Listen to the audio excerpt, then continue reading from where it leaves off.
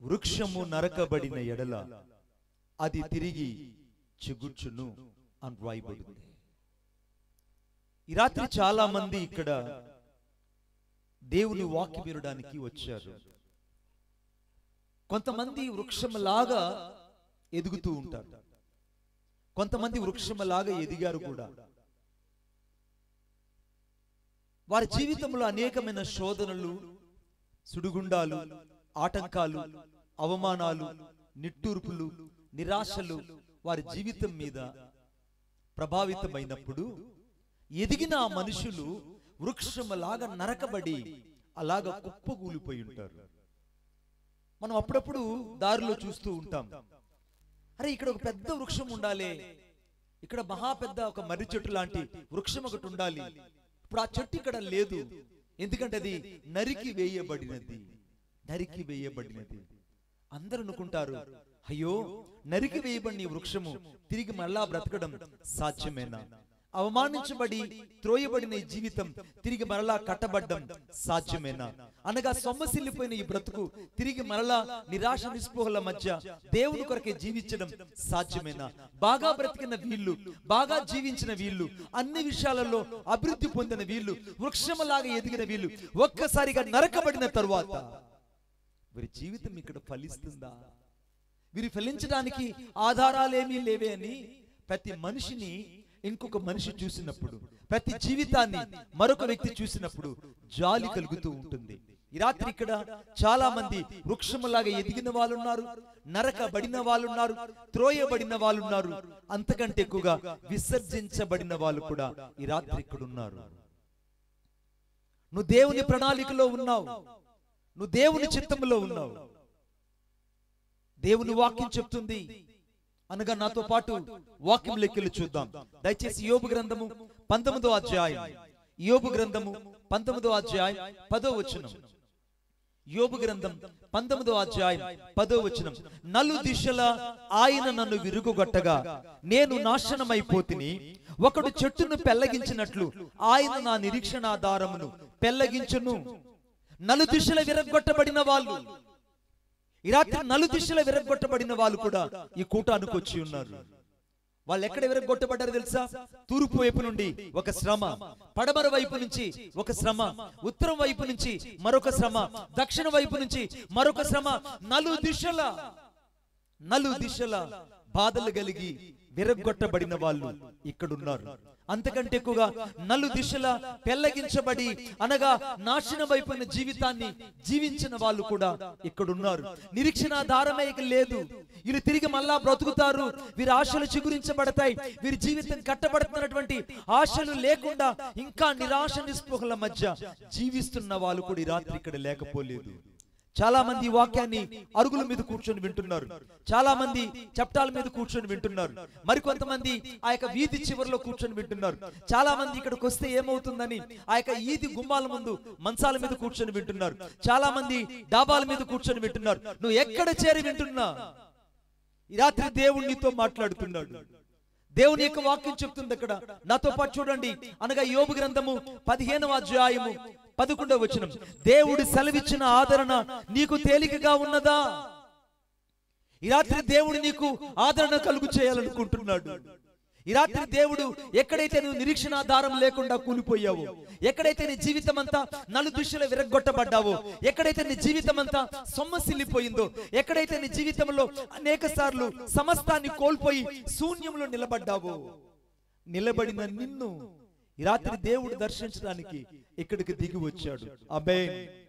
ఇక్కడికి దేవుడు దిగి వచ్చాడు. ఆయన అంటున్నాడు, నేను పలుకుతున్న మాట నా ఆదరణ నీకు చాలా తేలిగ్గా ఉందా? ఇది మనుషుని మాట కాదు, ఇది దేవుని ఆదరణతో కూడినటువంటి అభిషేకపుతో మాట. ఈ దేవుని అభిషేకపు మాట నీ జీవితాన్ని మార్చునుగాక. ఈ రాత్రి నీ తలంపులు మార్చునుగాక. నీ హృదయంలో ఉన్న ప్రతి విధమైనటువంటి గాయాలు కట్టబడునుగాక. భయపడుకో. ఈ రాత్రి దేవుని జీవితంలో ఒక అద్భుతాన్ని, ఓ ఆశ్చర్య కార్యాన్ని చేసి నిన్ను ఆశీర్వదించి పంపించబోతున్నాడు. ఒప్పుకున్నాడు. చప్పట్లు కొట్టండి యేసయ్య గట్టిగా, ఇంకా గట్టిగా.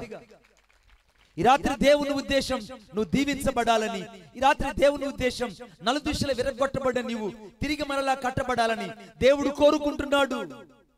ఈ వాక్యంలో రాయబడింది అక్కడ, ఆయనను నలుదిశలా విరగొట్టబడగా అని రాయబడింది. ఇప్పుడు పరిశుద్ధాత్మ దేవుడు ఒక ప్రశ్న నిన్ను వేయని, నిన్ను విరగొట్టిన వాళ్ళు ఎంతమంది ఉన్నారు? వారిలో మొదట నీ రక్త సంబంధులు, 2 నీ స్నేహితులు, 3 నీ ఆప్తులు, 4 నువ్వు నమ్మిన వాళ్ళు. నలుదిశలా నీకు ఓటమే. నలుదిశ నీవు నిరాశను కలిగి జీవిస్తున్నావు. నలుదిశలు నీవు మోసగించబడిన వ్యక్తిగా ఉన్నావు. నలుదిశలు నీవు అనేక సార్లు సమస్తాన్ని కోల్పోయి శూన్యములో నిలబడి బ్రతుకుతున్నానయ్యా, నాది కూడా ఒక బ్రతుకేనా అని అనుకుంటున్నావు. భయపడుకో, దేవుడి రాత్రి నీతో మాట్లాడుతున్నాడు. ఆయన ఇచ్చే ఆదరణ నువ్వు తేలిగ్గా తీసుకోవద్దు. దేవుడు నీతో పలుకుతున్న ఈ మాటను చాలా తక్కువగా నువ్వు అనాలోచన చేయకు. దేవుడు నీ జీవితంలో ఓ ఆలోచన కలిగి నిన్ను ఇక్కడ కూర్చొనిచ్చాడు. దేవుని ఉద్దేశం ఎంత గొప్పదో తెలుసా? నేను చెప్తున్నాను, దయచేసి గమనించండి, నాతో పాటు చూడండి ఒకసారి. అనగా యోబు గ్రంథం అనగా 16వ అధ్యాయం 20వ వచనం. యోబు గ్రంథం 16వ అధ్యాయం 20వ వచనం నేనే చదువుతున్నాను, గమనించండి. నా స్నేహితులు నన్ను ఎగతాళి చేయుచున్నారు. ఈ రాత్రి ఎగతాళి చేయబడిన వాళ్ళు కూడా ఇక్కడికి వచ్చి ఉన్నారు. నేను మరలా చెప్తున్నాను, గమనించండి. నలుదిశల విరగొట్టబడిన వాళ్ళు ఈ కూటానికి వచ్చారు. నలుదిశల మోసగించబడి అవమానించబడిన వాళ్ళు ఈ రాత్రి ఇక్కడికి వచ్చి ఉన్నారు. అంతకంటే ఎక్కువగా ఎగతాళి చేయబడిన జీవితాలు కూడా ఈ రాత్రి ఇక్కడ కూర్చుని ఉన్నారు. నిన్నెంతమంది ఎగతాళి చేశారు? దేవుని వాక్యం చెప్తుంది అక్కడ, నా స్నేహితుల దృష్టికి నేను ఎగతాళి చేయబడే వారుగా ఉన్నాను. రాత్రి నీ జీవితం ఎగతాళిగా మారిపోయింది. నేను చూసిన వాళ్ళందరూ, ఓ ఇతనిది ఒక జీవితమేనా, వీళ్ళది ఒక జీవితమేనా, వీళ్ళు బ్రతుకుతున్నారన్న మాటే గాని ఎందుకు బ్రతుకుతున్నారో అర్థము గాని బ్రతుకని చాలా మంది దృష్టికి నువ్వు ఒక ఎగతాళి కలిగిన జీవితాన్ని జీవిస్తున్నావు. భయపడుకో, దేవుని ప్రేమ ఈ రాత్రి నిన్ను విడిచిపోదు. ఎందుకంటే దేవుని వాక్యంలో రాయబడింది, అనగా ఇర్మియా గ్రంథం 31వ అధ్యాయం 3వ వచనం రాయబడింది, శాశ్వతమైన ప్రేమతో నేను నిన్ను ప్రేమించుచున్నాను, విడువక నీ ఎడల కృప చూపుచున్నాను. ఈ రాత్రి దేవుని శాశ్వతమైన ప్రేమ నిన్ను ఏర్పాటు చేసుకున్నది. ఈ రాత్రి దేవుని శాశ్వతమైన ప్రేమ నిన్ను వెతుకుతూ ఉంది. ఈ రాత్రి దేవుని శాశ్వతమైన ప్రేమ ఎగతాళి చేయబడుతున్న నీ కొరకై ఆలోచిస్తుంది. దేవుని ప్రేమ ఈ రాత్రి నిన్ను వెతుకుతుంది బిడ్డ. చాలా సార్లు మనుషుల్ని గాయపరిచినప్పుడు, వారు ఎగతాళి చేయబడినప్పుడు, వారి చుట్టూ అందరూ ఉన్న సమస్తం వారికి శూన్యంగా కనబడుతుంది. ఎందుకంటే ఎగతాళి చేయబడిన వారి జీవితం ఎంత లోతుగా గాయపరచబడుతుందో ఎగతాళి చేయబడిన వారికి మాత్రమే అర్థమవుతుంది. ఆమేన్. ఇంకెవరికి అర్థం కాదు. Nobody cannot understand what you face the problem and against to the people. ఎవరి ద్వారా అయితే నీ జీవితము ఎగతాళి చేయబడిందో దేవుని యొక్క ఉద్దేశం వారి ఎదుట నీ జీవితాన్ని రాత్రి దేవుడు కట్టబోతున్నాడు. కొట్టండి చప్పట్ల గట్టిగా. నా యేసు నీ జీవితాన్ని కట్టబోతున్నాడు. ఆయన కట్టాడు అంటే మళ్ళెవరూ తిరిగి మరలా పడగొట్టలేరు. ఆయన తెరిచగా అనగా ఆయన నీ జీవితంలో ద్వారం తెరిస్తే మరెవరూ మూయలేరు. ఆయన జీవితంలో ఆశీర్వాదపు ఊటను, ఆశీర్వాదపు తలుపులను, ఆశీర్వాదపు జల్లులు నీ జీవితంలో కురిపిస్తే మరెవరు నేను ఎడారి భూమిగా మార్చలేరు. ఎందుకంటే నేను అనుభవపూర్వకంగా చెప్పగలను. ఈ రాత్రి నువ్వు ఎగతాళి చేయబడుతున్నావా? భయపడుకు. ఒకవేళ నలుదిశలు విరగొట్టబడ్డావా? నువ్వు కృంగిపోవద్దు. వాక్యం ఏం చెప్తుందో చూద్దాం. నాతో పాటు చూడండి. యోబు గ్రంథం అందరూ బైబిల్ తీయాలని నేను కోరుకుంటున్నాను. యోబు గ్రంథం 17వ అధ్యాయం 2వ వచనం. యోబు గ్రంథం 17వ అధ్యాయం 2వ వచనం. ఎగతాళి చేయువారు నా యొద్దకు చేరి ఉన్నారు, వారు పుట్టించు వివాదములు నా కన్నులకు ఎదురుగా ఉన్నవి. చాలా మంది కళ్ళెదురుగా ఏం కనబడుతుందంటే, గత కాలంలో ఎక్కడెక్కడైతే నిన్ను అవమానపరచడమే కాదు, నీతో తగాదా పడ్డారో, ఎక్కడైతే నిన్ను తిరస్కరించారో, ఎక్కడైతే నీ మీద తగాదాబడి చాలా సార్లు నువ్వు బ్రతుకుండగానే చస్తే బాగుండని కోరుకున్నారో, వారి మీద దేవుని కోపం ఈ రాత్రి దిగి రావడానికి కాదు నిన్ను బతికించింది. మీకు ఒక మాట చెప్తాను నేను, దయచేసి నాతో పాటు చాలా జాగ్రత్తగా గమనించాలని కోరుకుంటున్నాను. దావీదు బర్జిల్ అనేటువంటి ఒక ప్రాంతానికి ఒక వ్యక్తి దగ్గరికి వెళ్ళాడు. అతను చాలా మూర్ఖుడు, చాలా కఠినుడు. ఆ వ్యక్తి దగ్గరికి వెళ్ళినప్పుడు ఆ వ్యక్తి అనగా ఆ మూర్ఖుడైనటువంటి ఆ వ్యక్తి ఒక్కసారిగా దావీదును తిట్టాడు. దావీదును తిట్టాడు. ఎంతగా దూషించాడంటే అంతగా దూషించాడు. నాబోతు ఎంతగా దూషించాడంటే అంతగా దూషించాడు. విచిత్రమైన మాట ఏంటంటే ఆయన సతీమణి దావీదును ప్రేమించి గౌరవించి, అయ్యా నా భర్త మూర్ఖుడు, తెలుసో తెలియక మాట్లాడాడు, అతను నీకు ఆహారాన్ని నీళ్లను పంపించనన్నాడు, నువ్వు భయపడవద్దు, నేను నీకు ఆహారాన్ని పంపిస్తానని ఆ యొక్క మహాసాధ్వి ఆ యొక్క ఆహారాన్ని దావీదుకు పంపించింది. అరణ్యంలో ఉన్నప్పుడు దావీదు ఆ యొక్క మనిషి దూషించిన మాటలని విని దేవునికి అప్పగించాడు. జరిగిన అద్భుతం ఏంటంటే ఆ మరునాడే దావీదు యొక్క ఎవరినైతే దావీదుని ఎవరైతే దూషించారో ఆ వ్యక్తి అక్కడికక్కడికే పడి చచ్చాడు. ఊళ్ళో ఉన్న వాళ్ళందరికీ భయం కలిగింది, పడి చనిపోయాడు. సరే, ఇలా రోజులు జరిగిపోయాయి. దావీదు అంతఃపురంకి చేర్చబడ్డాడు. అరణ్యములో ఉన్న దావీదు అంతఃపురంలోకి చేర్చబడ్డాడు. అంతఃపురంలోకి చేర్చబడిన తరువాత షిమి అనే ఒక వ్యక్తి దావీదుకి ఎదురుపడి చీ కుక్క, చీ పో, చీ పో అని దావీదుని ఎగతాళి చేస్తూ, దావీదుని నిందిస్తూ, దావీదును బ్రతకుండంగానే దావీదును దూషిస్తూ తనకెదురుపడి మాట్లాడడం ప్రారంభించాడు. దావీదుతో ఉన్న స్నేహితులు అన్నారు, ఒక్క అవకాశం నాకు ఇవ్వు, just give the permission to me, I will go and kill to him. ఒక్కసారి నాకు మాట చెప్పు రాజా, నేను వెళ్ళి వాడిని చంపేస్తానంటే దావీదు అన్నాడు, షిమిని చంపకండి, డోంట్ టచ్ ద షిమిని చంపకండి, అలాగే వదిలేయండి అని అన్నాడు. పరిశుద్ధాత్ముడు రెండో ప్రశ్న నీతో వేయని, ఎక్కడో ఉన్నటువంటి వ్యక్తి దూషించినందుకు రాత్రి చచ్చాడు, కానీ కళ్ళెదురుగున్నటువంటి షిమి అన్ని మాట్లాడిన దావీదును అంత దూషించిన షిమి ఎందుకు చావలేదు? వన్ ప్రాబ్ ద క్వశ్చన్. నా మాట మీకు అర్థమవుతుంది అనుకుంటున్నాను తెలుగులో. మీరు తమిళ్ తెరియుమా? అన్న తమిళ్లో పాడాడు కొంచెం, చాలా సంతోషం, రొంబ సంతోషం ఆయిచ్చు. జరిగిన అద్భుతం ఏంటంటే అక్కడెక్కడో తిట్టిన వ్యక్తి హఠాత్తుగా చచ్చాడు, ఎదురుబడి తిట్టిన వాడు చావలేదు.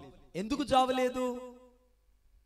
చావలేదు అనంటే చాలా సార్లు ఆ ఎదురుబడి తిట్టిన వాడిని కూడా దేవుడు చంపితే దావీదు అభివృద్ధిని చూసే వాళ్ళు ఎవరు? దావీదు అభివృద్ధిని చూడాలంటే షిమీ బ్రతుకుండాలి. ఆమేన్. దావీదు సింహాసనం ఎక్కడం షిమీ చూడాలి. దావీదుని దేవుడు అంతఃపురానికి చేర్చి అభిషేకించి రాజుగా పట్టాభిషేకం చేయడం షిమీ చూడాలి. చాలా సార్లు నిన్ను తిట్టిన శత్రువులు, చాలా సార్లు నీ గురించి తగాదా వేసిన వాళ్ళు, చాలా మంది నిన్ను దూషించిన వాళ్ళు, చాలా సార్లు నిన్ను తిరస్కరించిన వాళ్ళు ఇంకా నీ ముందు బతికి బట్టగడుతున్నారంటే దేవుని కోపం వాళ్ళ మీద దిగి రాకుండా కాదు, వాళ్ళని మొత్తడానికి కాదు, వారి కన్నుల ఎదుటే నా యేసుని గొప్ప చేయడానికి వాళ్ళని ఇంకా బతికించాడు. కొట్టండి చప్పట్ల గట్టిగా. Just they will be see what God has been exalted in the sight of all heathens. అందుకే వాక్యం రాయబడింది యెహోషువ గ్రంథం 3వ అధ్యాయం 7వ వచనం. నేనే చదువుతున్నాను, గమనించండి. యెహోషువ గ్రంథం 3వ అధ్యాయం 7వ వచనం. నేడు వారి కన్నుల ఎదుట నేను నిన్ను గొప్ప చేయ మొదలు పెట్టెదను. ఎవరి కన్నుల ఎదుటైతే నువ్వు ఎగతాళి చేయబడ్డావో, ఎవరి కన్నుల ఎదుటైతే నలుదిశలు విరగొట్టబడ్డావో, ఎవరి కన్నుల ఎదుటైతే నువ్వు తృణీకరించబడ్డావో, ఎవరి ఎదుటైతే నీ జీవితం ఓడిపోయిందో, ఎవరి ఎదుటైతే తగాదా చేయబడి కూడా గెలువలేని నిస్సహాయ స్థితిలో ఓడిపోయినట్టు కనపడ్డావో, వారి కన్నుల ఎదుట ఈ రాత్రి నా యేసయ్య నిన్ను గొప్ప చేయబోతున్నాడు. కొట్టండి చప్పట్ల గట్టిగా. నా యేసు నిన్ను గొప్ప చేయబోతున్నాడు. The God will be exalted in sight of all heathens. ఎవరి కన్నుల ఎదుటైతే నువ్వు ఓడినట్టు కనపడ్డావో వారి కన్నుల ఎదుట నా యేసు నిన్ను హెచ్చించడానికి, నిన్ను తిట్టిన వాళ్ళని ఇంకా బతికించుంచాడు. ఆమేన్. నిన్ను దూషించిన వారిని నీ కళ్ళ ముందు ఎందుకు ఉంచాడో తెలుసా? నీ అభివృద్ధిని చూసి నీ దేవుని మహిమపరచడానికి, నీ దేవుడిని నిన్ను హెచ్చించిన విధానాన్ని చూసి, వారు నీ జీవితంలో కలిగిన ప్రతి ఆశీర్వాదాన్ని చూసి ఆశ్చర్యపడిపోవునట్లుగా శత్రువు ఎదుట నీకు భోజనాన్ని సిద్ధపరిచింది రాత్రి నజరుడైన యేసుక్రీస్తు ప్రభువే. కొట్టండి చప్పట్లు. ఈ రాత్రి దేవుని ఉద్దేశం శత్రువు ఎదుట నీకు భోజనం సిద్ధపరచాలని. ఇప్పుడు ఈ రాత్రి నువ్వు గమనించవలసింది, నలు దిశల విరగొట్టబడిన వాళ్ళు ఇక్కడున్నారు, ఎగతాళి చేయబడిన వాళ్ళు ఇక్కడున్నారు, అనగా ఎదురుపడి దూషించబడిన వాళ్ళు కూడా ఇక్కడే ఉన్నారు. దయచేసి నాతో పాటు చూడండి. యోబు గ్రంథం అనగా 19వ అధ్యాయం 13వ వచనం. యోబు గ్రంథం 19వ అధ్యాయం 13వ వచనం నేనే చదువుతున్నాను, గమనించండి. ఆయన నా సోదరి జనమునకు నాకు దూరము చేసి ఉన్నాడు, నా నెలవరులు నాకు కేవలము అన్యులయ్యిరి. నా సోదరి జనము అనే మాటకి అర్థం ఏంటంటే నా రక్త సంబంధులు. ఇంకొక తర్జుమాలో రాయబడింది నా తోబుట్టువులు అని రాయబడింది. మరొక తర్జుమాలో రాయబడింది నాతో పుట్టినటువంటి అన్నదమ్ములు, అక్క చెల్లెడులే సోదరి జనం అని చెప్పబడింది. ఈ రాత్రి నీ రక్త సంబంధులు కావచ్చు, ఈ రాత్రి నీ సోదరి జనము కావచ్చు, ఈ రాత్రి నీ ఆత్మ సంబంధమైన వ్యక్తులే కావచ్చు, ఎక్కడైతే నీవు దూరపరచబడ్డావో, ఏమండి మీకు అర్థమవుతుందా? ఒకప్పుడు నీ ఇంటికి ఎంతమంది బంధువులు వచ్చేవాళ్ళు? నీ ఇంటికి ఎంతమంది బంధువులు వచ్చేవాళ్ళు? సమస్తము కలిగి ఉన్నప్పుడు వారికి ఊడంతా బంధువులే. కానీ జీవితం కాస్త కుట్టుబడిందని, నీ జీవితం కాస్త వెనక్కి దిగజారిందని, ఒక్క అడుగు నీ జీవితంలో వెనకకు పడిందని, ఇంట్లో ఉన్నటువంటి తల, ఇంట్లో ఉన్న యజమానుడు కాస్త నీ జీవితంలో సన్నగిల్లాడని, ఎవరైతే ఒకప్పుడు నీ ఇంటికి పొలోమని వచ్చారో వాళ్ళందరూ ఇప్పుడు నీకు దూరం అయిపోయారు కదూ. నీ నెలవరులకు నువ్వు అన్యుడిలాగా మార్చబడ్డావు. నువ్వు తెలిసిన వాళ్ళే ఇప్పుడు నిన్ను చూసి చాలాసార్లు ముఖాన్ని మరుగు చేసుకుని వెళ్ళిపోతున్నారు. ఒకప్పుడు నిన్ను ఆప్యాయంగా వచ్చి పలకరించే వాళ్ళు ఇప్పుడు నిన్ను పలకరించే వాళ్ళు కరువు అయిపోయారు. ఒకప్పుడున్న ఆప్యాయతలు ఇప్పుడు కరువు అయిపోయాయి. ఒకప్పుడున్న బాంధవ్యాలు ఇప్పుడు మనుషుల మధ్యలో లేవు. ఒకప్పుడున్న ఆత్మీయతలు ఇప్పుడు మనుషుల మధ్యలో లేవు. ఒకప్పుడు ప్రేమానుబంధాలు ఇప్పుడు రక్త సంబంధాల మధ్యలో లేవు.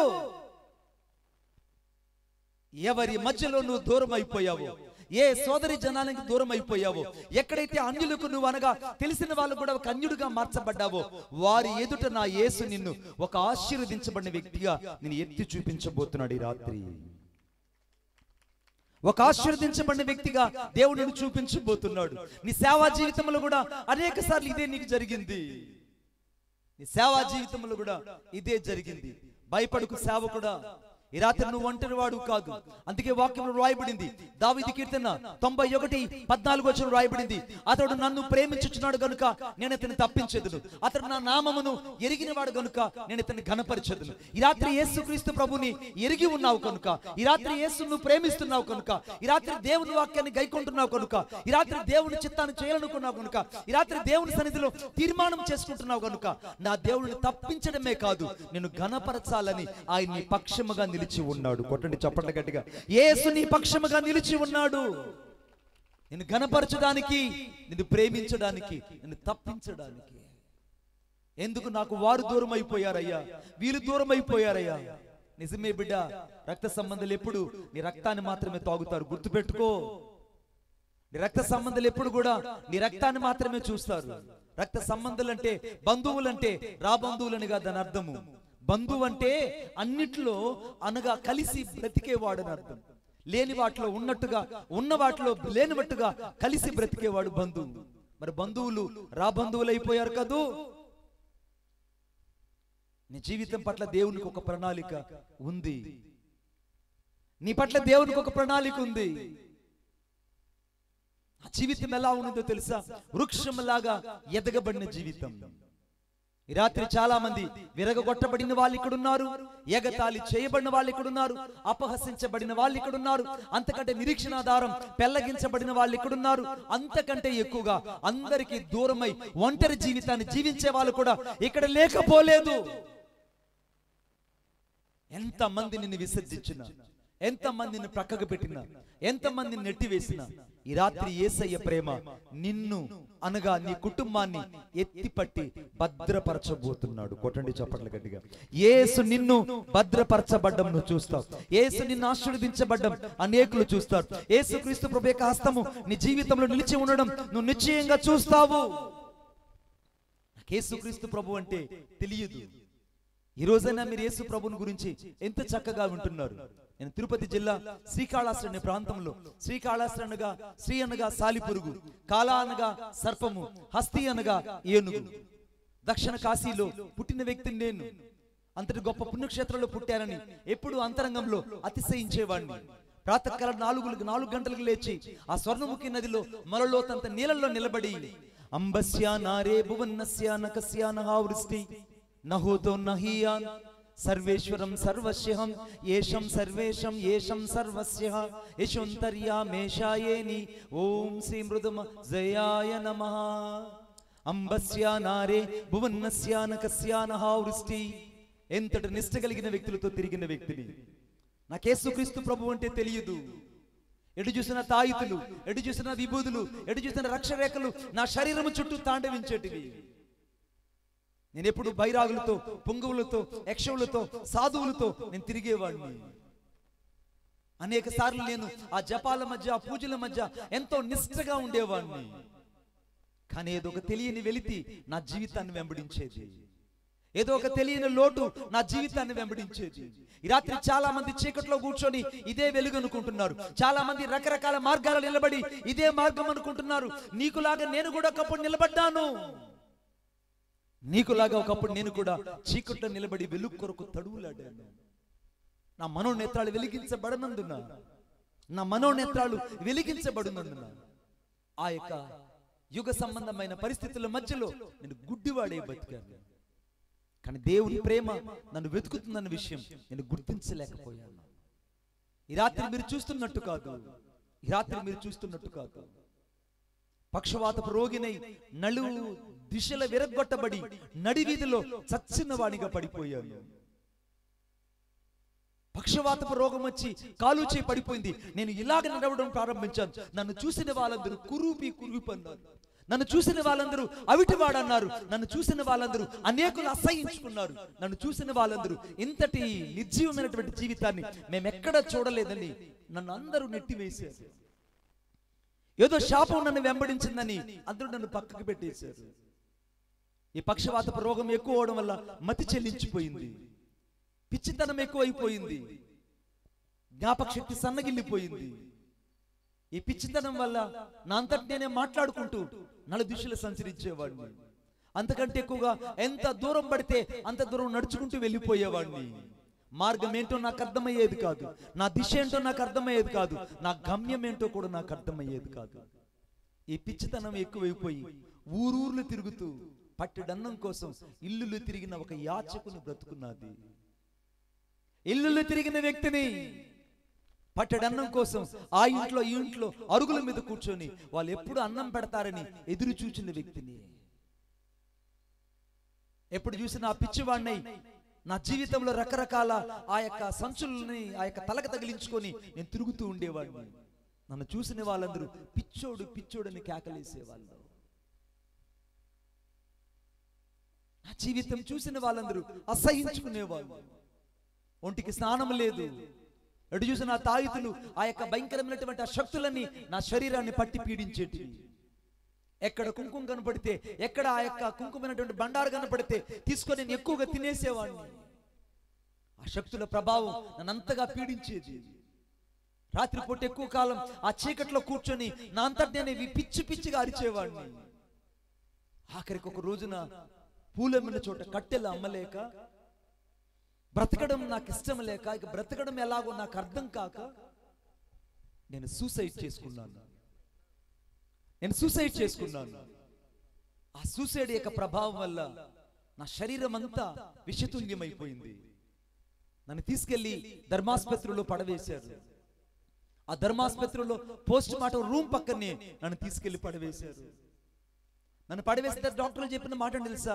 ఈ కుర్రోడికి బ్రతకడు, ఇతను చనిపోతాడు. ఎందుకంటే ఆ శరీరం విషమంతా కూడా విషతుల్యమైపోయింది. మెదడు నరాలు పూర్తిగా ఇక పని చేయవు. పైపెచ్చు పక్షవాతపు రోగం, మాట్లాడడానికి కూడా శక్తి లేదు. కాబట్టి కుర్రవాడికి బతకడు, చచ్చిపోతాడు అన్నను తీసుకెళ్లి పోస్ట్ మార్టం రూమ్ పక్కన పడవేశారు. నన్ను చూడ్డానికి ఎవరూ రాలేదు. తల్లిని పోగొట్టుకున్నాను చిన్నతనంలోనే. తండ్రి ప్రేమకు దూరం అయిపోయాను. నిరాశ నిస్పృహల మధ్య నేను బ్రతుకుతున్నాను. ఆ హాస్పిటల్లో మరణ పడకల్లో కొట్టుమిట్లాడుతున్నప్పుడు నన్ను చూడ్డానికి ఎవరు రాని పరిస్థితి, పలకరించడానికి ఎవరు రాని పరిస్థితి. ఆ ధర్మాసుపత్రిలో ఆ పోస్ట్ మార్టం రూమ్ పక్కనే నేను పడి ఉన్నాను. సరిగ్గా 3వ తేదీ 5వ నెల 1997. నేను మరలా చెప్తున్నాను, 3వ తేదీ 5వ నెల 1997 శనివారం రోజున 2 వ్యక్తులు నా ఎద్దుకు వచ్చి నా కొక్కి మంచం ముందు నిలబడి ఆ ధర్మాసుపత్రిలో నాకు ఒక సువార్త కరపత్రికనిచ్చారు. అబ్బాయి, యేసుక్రీస్తు ప్రభు నిజమైన దేవుడు, యేసుక్రీస్తు ప్రభు నిజమైన దేవుడు, యేసుక్రీస్తు ప్రభుని నమ్ము, ఆయన రక్షకుడు, ఆయన జీవితాన్ని మార్చడానికి శక్తివంతుడు అని అంటే నేను అన్నాను, నేనెందుకు యేసుకు నా జీవితాన్ని ఇవ్వాలి? నేనెందుకు యేసును రక్షకుడిగా అంగీకరించాలి? నా వాళ్ళు 3 కోట్ల మందికి పైగా ఉన్నారు, నేనెందుకు ఈయన అంగీకరించాలని అప్పుడు కూడా తిరస్కరించినటువంటి అవివేకిని, అప్పుడు కూడా దేవుని ప్రేమను అర్థం చేసుకోలేని అజ్ఞాన తిమిరాంధకారంలో బ్రతికిన వ్యక్తిని. అలా సువార్త కరపత్రికను నా చేతికిచ్చి ఏవో కొన్ని మాటలు చెప్పారు, నాకు అర్థం కాలేదు. ఆ కరపత్రిక తీసుకొని నా గుడ్డల మూట కింద, నా తలగడ కింద పెట్టుకున్నాను. సరిగ్గా 3వ తేదీ 5వ నెల 1997 శనివారం రోజున ఆ కొక్కి మంచంలో పడి ఏడుస్తున్నాను, మధ్యరాత్రిలో ఏడుస్తున్నాను. సర్వేశ్వర, నీవెవరో నాకు తెలియదు, నువ్వు ఒకవేళ దేవుడివైతే నన్ను బాగు చెయ్యి, నువ్వు దేవుడివైతే నా జీవితాన్ని దర్శించు అని కేకలేస్తున్నాను. నా మొర ఆకాశంలో శూన్యములాగా ఉన్నది. ఈ శూన్యంలో నా జీవితము ఇక ఏమాత్రం ముందుకు సాగదనుకొని అంత రాత్రిలో కూడా మరలా నేను సూసైడ్ చేసుకోవడానికి ఇష్టపడ్డాను. ఇక చావడం మేలు, ఇక బ్రతకడం ఇక వృధా అని నా తలగడకెద్దినటువంటి ఆ గుడ్డల మూట తీసుకొని నా ముఖం మీద గట్టిగా దుంకునేశాను. గాలిలో పత్తి దూది ఎలాగైతే ఎగిరిపోతూ ఉంటుందో ఆ రీతిగా నా ప్రాణము కొద్దిసేపటికి నాలో నుంచి వెళ్ళిపోతున్నటువంటి భయం నాకు కలిగింది. నాకు అర్థమైపోతుంది, ఇక గాలిలో పత్తి దూది తేలినట్టుగా నేను తేలుతున్నాను. ఇక కొద్దిసేపటిలోకి ఆత్మ నా శరీరంలో నుంచి బయటికి వెళ్ళిపోతుంది. నాకు తెలుస్తుంది, నేను చూస్తూనే ఉన్నాను. ఆ రోజుల్లో హాస్పిటల్లో 60 క్యాన్ల బల్బులు, 10 రూపాయల బల్బులు ఉండేటివి. నేను ఆ 10 రూపాయల బల్బు వైపు చూస్తూ ఉన్నాను. ఆ ముఖానికి ఆ యొక్క గుడ్డల మూట గట్టిగా అందుకొని నేను కొద్దిసేపులో చనిపోయే స్థితిలో ఉన్నాను. ఉన్నట్టుగుండి ఆ యొక్క వెలుగులో నుంచి తెగని కత్తిపీట మీద మాంసాన్ని కోస్తే ఏ రీతికైతే రక్తము జల్ల జల్ల జల్లని ప్రవహిస్తుందో అంతటి పచ్చి గాయపడిన హస్తాన్ని నేను చూచాను. ఆ గాయపడిన హస్తము అచేతన స్థితిలో పడి ఉన్న నా ఎద్దుకు వచ్చి నా నిలువెల్లా ముట్టి స్వస్థపరచగా నేను లేచి నిలబడ్డాను. ఆ రాత్రి నన్ను దర్శించింది నజరేయుడైన యేసుక్రీస్తు ప్రభు. ఆ రాత్రి నన్ను దర్శించింది నజరేయుడైన యేసుక్రీస్తు ప్రభు. అచేతన స్థితిలో అనగా మరణపు పడకల్లో ఉన్న నా ఎద్దుకు వచ్చి నన్ను ముట్టింది, తాకింది నజరేయుడైన యేసుక్రీస్తు ప్రభు. ఆయన నన్ను తాకాడు, నన్ను ముట్టాడు. నేను లేచి అరుస్తున్నా, నానమ్మా పరిగెత్తుకొని రా అంటుంటే ఆమె పక్క వార్డులో ఉంది. ఆ పక్క వార్డులో నుంచి పరిగెత్తుకుంటూ నా దగ్గరకు వచ్చింది. ఏం జరిగిందయ్యా అని ఆ రోజుల్లో కిరసనాయిల బుడ్డీలు నెట్టివి, కిరసనాయిల బుడ్డీలు. ఆ కిరసనాయిల బుడ్డిని వెలిగించి ఆమె నా దగ్గరికి తీసుకొని వచ్చింది. ఏంటయ్యా అంటే, ఇదిగో నేను లేచి నిలబడగలుగుతున్నాను. అదిగో ఆ వెలుగులో నుంచి ఒక హస్తం వచ్చింది. ఆ హస్తానికి పెద్ద గాయమైంది. ఆ గాయపడిన హస్తము నా యొక్క తల మీద నుంచి అనగా నా అరికాల వరకు నా నిలువెల్ల స్పర్శించింది. నేను స్పర్శించినప్పుడు నేను లేచి నిలబడ్డాను. అనగానే ఆ మన్నది, నిన్ను స్పర్శించి దర్శించింది ఎవరో కాదు, నజరేయుడైన యేసుక్రీస్తు ప్రభువు. నజరేయుడైన యేసుక్రీస్తు ప్రభు. నజరేయుడైన యేసుక్రీస్తు ప్రభు నా జీవితాన్ని తాకాడు. కుక్కలు ఎంచిన ఇస్తర కంటే ఘోరంగా పాడైన నా జీవితాన్ని తిరిగి మరలా కట్టాడు. నన్ను కట్టాడనడానికి ఒక రుజువేంటో చెప్పనా? నా దేవుడు నన్ను ప్రేమించి దాదాపు కొన్ని లక్షల మందికి సువార్త చెప్పడానికి కృపను అనుగ్రహిస్తున్నాడు. ఈ గార్దాబం మీద నేను ఎక్కాను. ఈ గార్దాబం మీద నా అంతటి నేను కూర్చున్నప్పుడు ఏం జరగలేదు. కానీ నేను యేసుని ఎప్పుడైతే మోయడం ప్రారంభించానో ఈ భారతదేశంలో నేను వెళ్ళని ఒకే ఒక రాష్ట్రం జమ్మూ కాశ్మీర్ మాత్రమే. నేను మరలా చెప్తున్నాను, జమ్మూ కాశ్మీర్ మాత్రమే. ఆ జమ్మూ కాశ్మీర్ రాష్ట్రం తప్ప మిగిలిన ప్రతి రాష్ట్రానికి వెళ్ళి యేసుక్రీస్తు ప్రభువే రక్షకుడని సువార్తను ప్రకటించడానికి దేవుడు కృపను అనుగ్రహించాడు. మహిమయు ఘనతయు ప్రభావము యేసుక్రీస్తు ప్రభువుకే కలుగును గాక. ఈ రాత్రి నా జీవితాన్ని కట్టిన దేవుడు నీ జీవితాన్ని కట్టగలడు. నా జీవితాన్ని దర్శించిన దేవుడు నిన్ను దర్శించగలడు. నా జీవితాన్ని తాకిన దేవుడు ఈ రాత్రి నువ్వు ఏ స్థితిలో ఉన్నా నిన్ను తాకగలడు. అందుకే వృక్షము నరకబడిన తరువాత అది మరలా చిగురించునని రాయబడింది. ఈ రాత్రి వృక్షములాగా ఎదిగిన నీవు నరకబడ్డావా? భయపడద్దు, నువ్వు చిగురించబడబోతున్నావు. ఆమేన్. నీకు మరలా మంచి రోజులు రాబోతున్నాయి.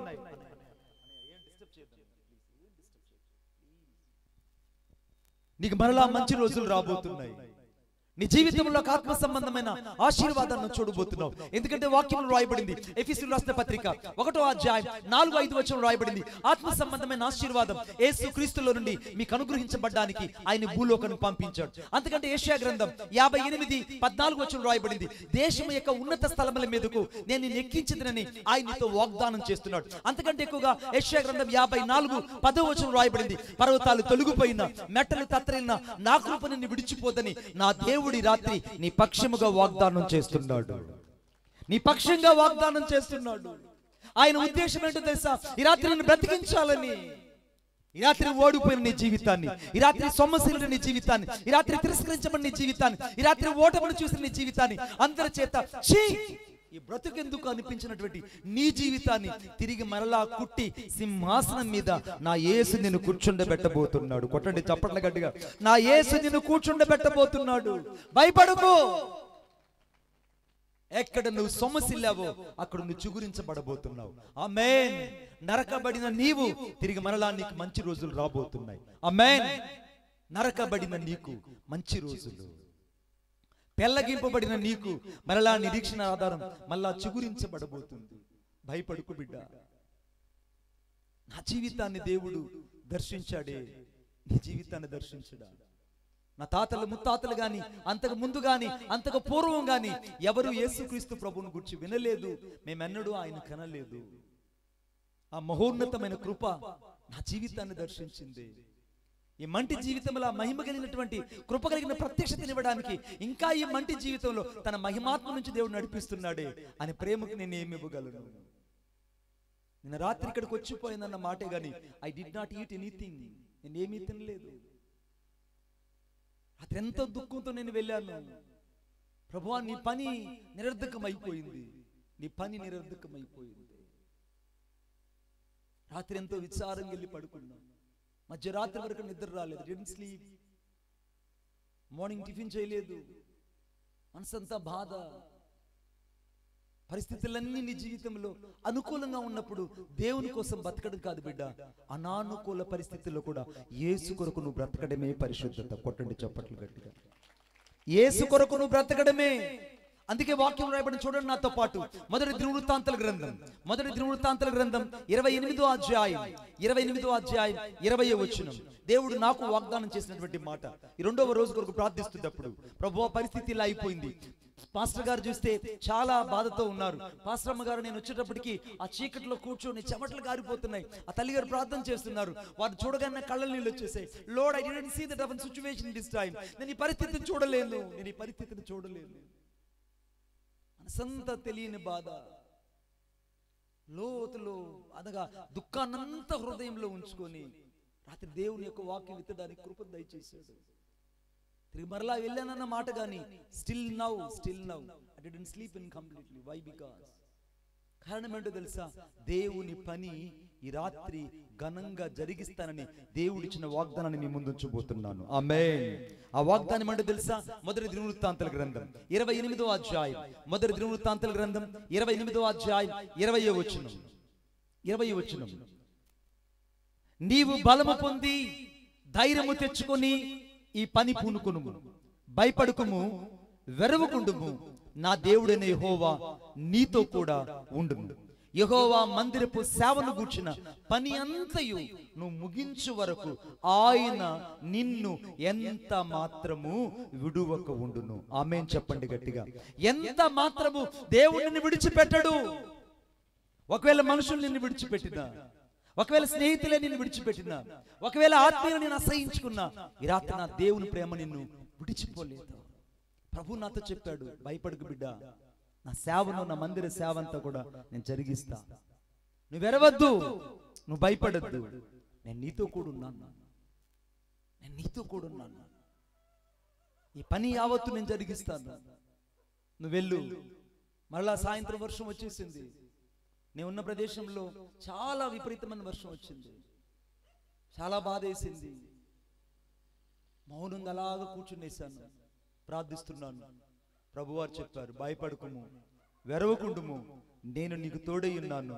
ఎందుకంటే నేను నీకు అప్పగించిన పని అంతటిని ముగించేంత వరకు నిన్నెంత మాత్రము విడువను, నిన్ను ఎడబాయను అని వాగ్దానం చేశాడు. ఈ రాత్రి ఆయన చేసిన వాగ్దానం ఎంత శక్తివంతమైందో నువ్వు కూర్చుని ఉన్న స్థలమే నీకు సాక్ష్యం ఇస్తుంది. ఆమేన్. ఈ రాత్రి దేవుని మాట నీ జీవితం నిరర్ధకం కాదు బిడ్డ. దేవుని వాక్యం నీ జీవితం నిరర్ధకం కాదు. అందుకే యోబు గ్రంథం, నాతో పాటు చూడండి దయచేసి. యోబు గ్రంథం అనగా 14వ అధ్యాయం, యోబు గ్రంథం 14వ అధ్యాయం 8వ వచనం. దాని వేరు భూమిలో పాతదైపోయినను, దాని అడుగు మొద్దు మంటిలో చీకిపోయినదు. ఇప్పుడు వృక్షము నరకబడింది, తరువాత దాని వేరంతా కూడా భూమిలో పాతదైపోయింది. కొన్ని చెట్లు చూడండి, వేరంతా కూడా ఎండిపోయినట్టు కనబడుతుంది, ముద్దంతా కూడా ఎండిపోయినట్టు కనబడుతుంది. అంతకంటే ఎక్కువగా దాని ముద్దంతా మంటిలో చీకిపోయినట్టు కనబడుతుంది.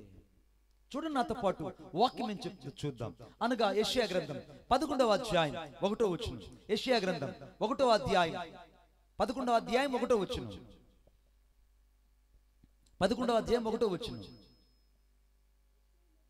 యెషయా మొద్దు నుండి చిగురు పుట్టును, దాని వేరు నుండి అంకురములు ఎదిగి ఫలించును. ఆమేన్ చెప్పండి గట్టిగా. దాని వేరుల్లో నుండి అంకురాలు. బైబిల్ ఏం చెప్తుంది, వాక్యం ఏం చెప్తుంది? వేరులు సైతం ఎండిపోయాయి. చాలా మందిని చూసినప్పుడు అయ్యో వీళ్ళు ఇంకేమాత్రం కట్టబడలేరండి, అయ్యో వీళ్ళ పరిచయం ఎంత మాత్రం అభివృద్ధి చెందలేదు, అయ్యో వీరు ఏమాత్రం ముందుకు వెళ్ళలేరు. అవును, మనుషుల దృష్టిలో ఎప్పుడైతే నువ్వు విసర్జించబడి సాధ్యము కాదు అని నిన్ను అంటారో, వారి కన్నుల ఎదుట నా యేసు నిన్ను సాధ్యపడేవాడుగా చేస్తాడు. ఆమేన్. నా యేసు నిన్ను సాధ్యపడేవాడుగా చేస్తాడు. నేను చెప్పగలను. ఏ ప్రాంతంలో అయితే మేము పరిచయం చేస్తున్నామో సరిగ్గా ఇటువంటి మందిరమే. ఈ మందిరం చూస్తే నాకు ఒక్కసారిగా నా హృదయం అంతా చెమగిల్లై, నా కళ్ళు. ఇంత చిన్న మందిరంలో పరిచర్య ఆరంభించాము.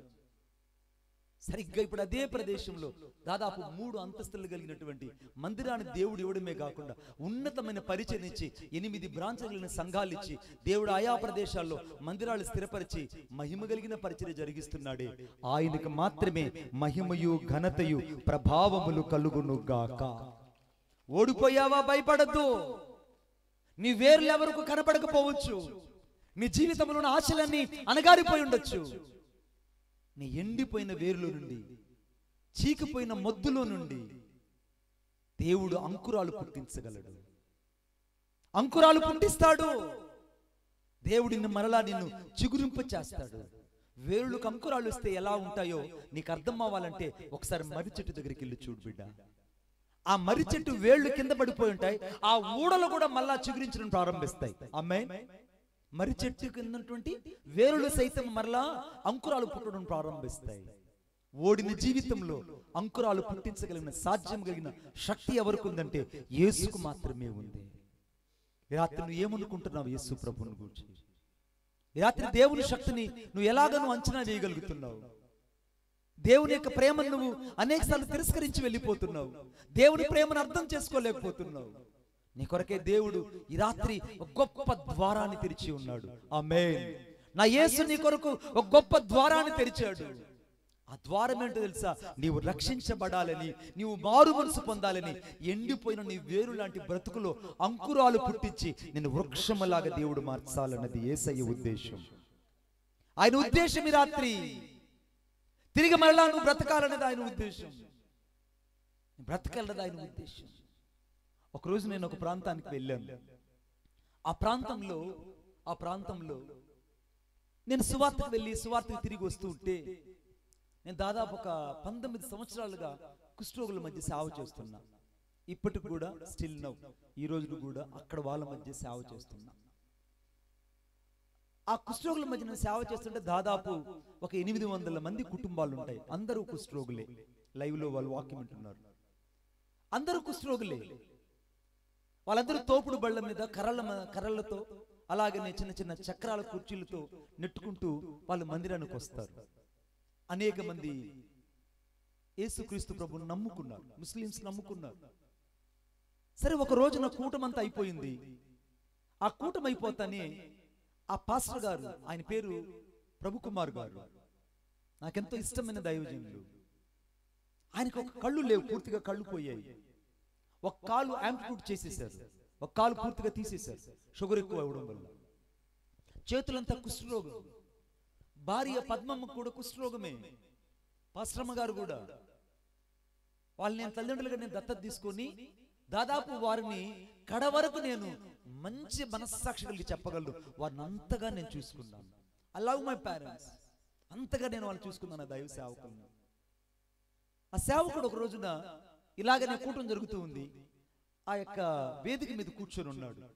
ఆయన ఎవరన్నా తీసుకొచ్చి పట్టుకొని వచ్చి కూర్చొని పెట్టాలి, మళ్ళీ ఎవరన్నా పట్టుకొని తీసుకెళ్లి ఆ యొక్క తోపుడు బండిలో కూర్చొని పెడితే ఆయన బండి నడుపుకుంటూ మళ్ళీ ఇంటికి వెళ్తాడు. సరే, ఈ లోపల కూటమంతా అయిపోయింది. ఆయన తోపుడు బండి మీద తీసుకెళ్లి కూర్చొని పెట్టారు. కూర్చొని పెడితే ఆయన తోపుడు బండి తోసుకుంటూ, అయ్యా మణిబాబు, నాకు టైం అయిపోయింది, నేను వెళ్ళొస్తాను అన్నాడు. అన్నాను, నాన్నగారు మీరు ఎక్కడికి వెళ్తున్నారు? ఆయన నాన్నగారిని పిలుస్తా. అంటే, నాన్నగారు మీరు ఎక్కడికి వెళ్తున్నారు? ఇప్పుడు ఎక్కడికి వెళ్తున్నారు అంటే, ఏ లేదు, ఇప్పుడు ప్యాసింజర్ రైలు వస్తుంది, అది కరెక్ట్గా అది బిట్రగుంట నుంచి, అనగా అది రాజంపేట వెళ్తుంది, అది ఇప్పుడు సాత్పల్లిలో బండి ఆగుతుంది, కాబట్టి నేను వెళ్ళాలి అని అన్నాడు.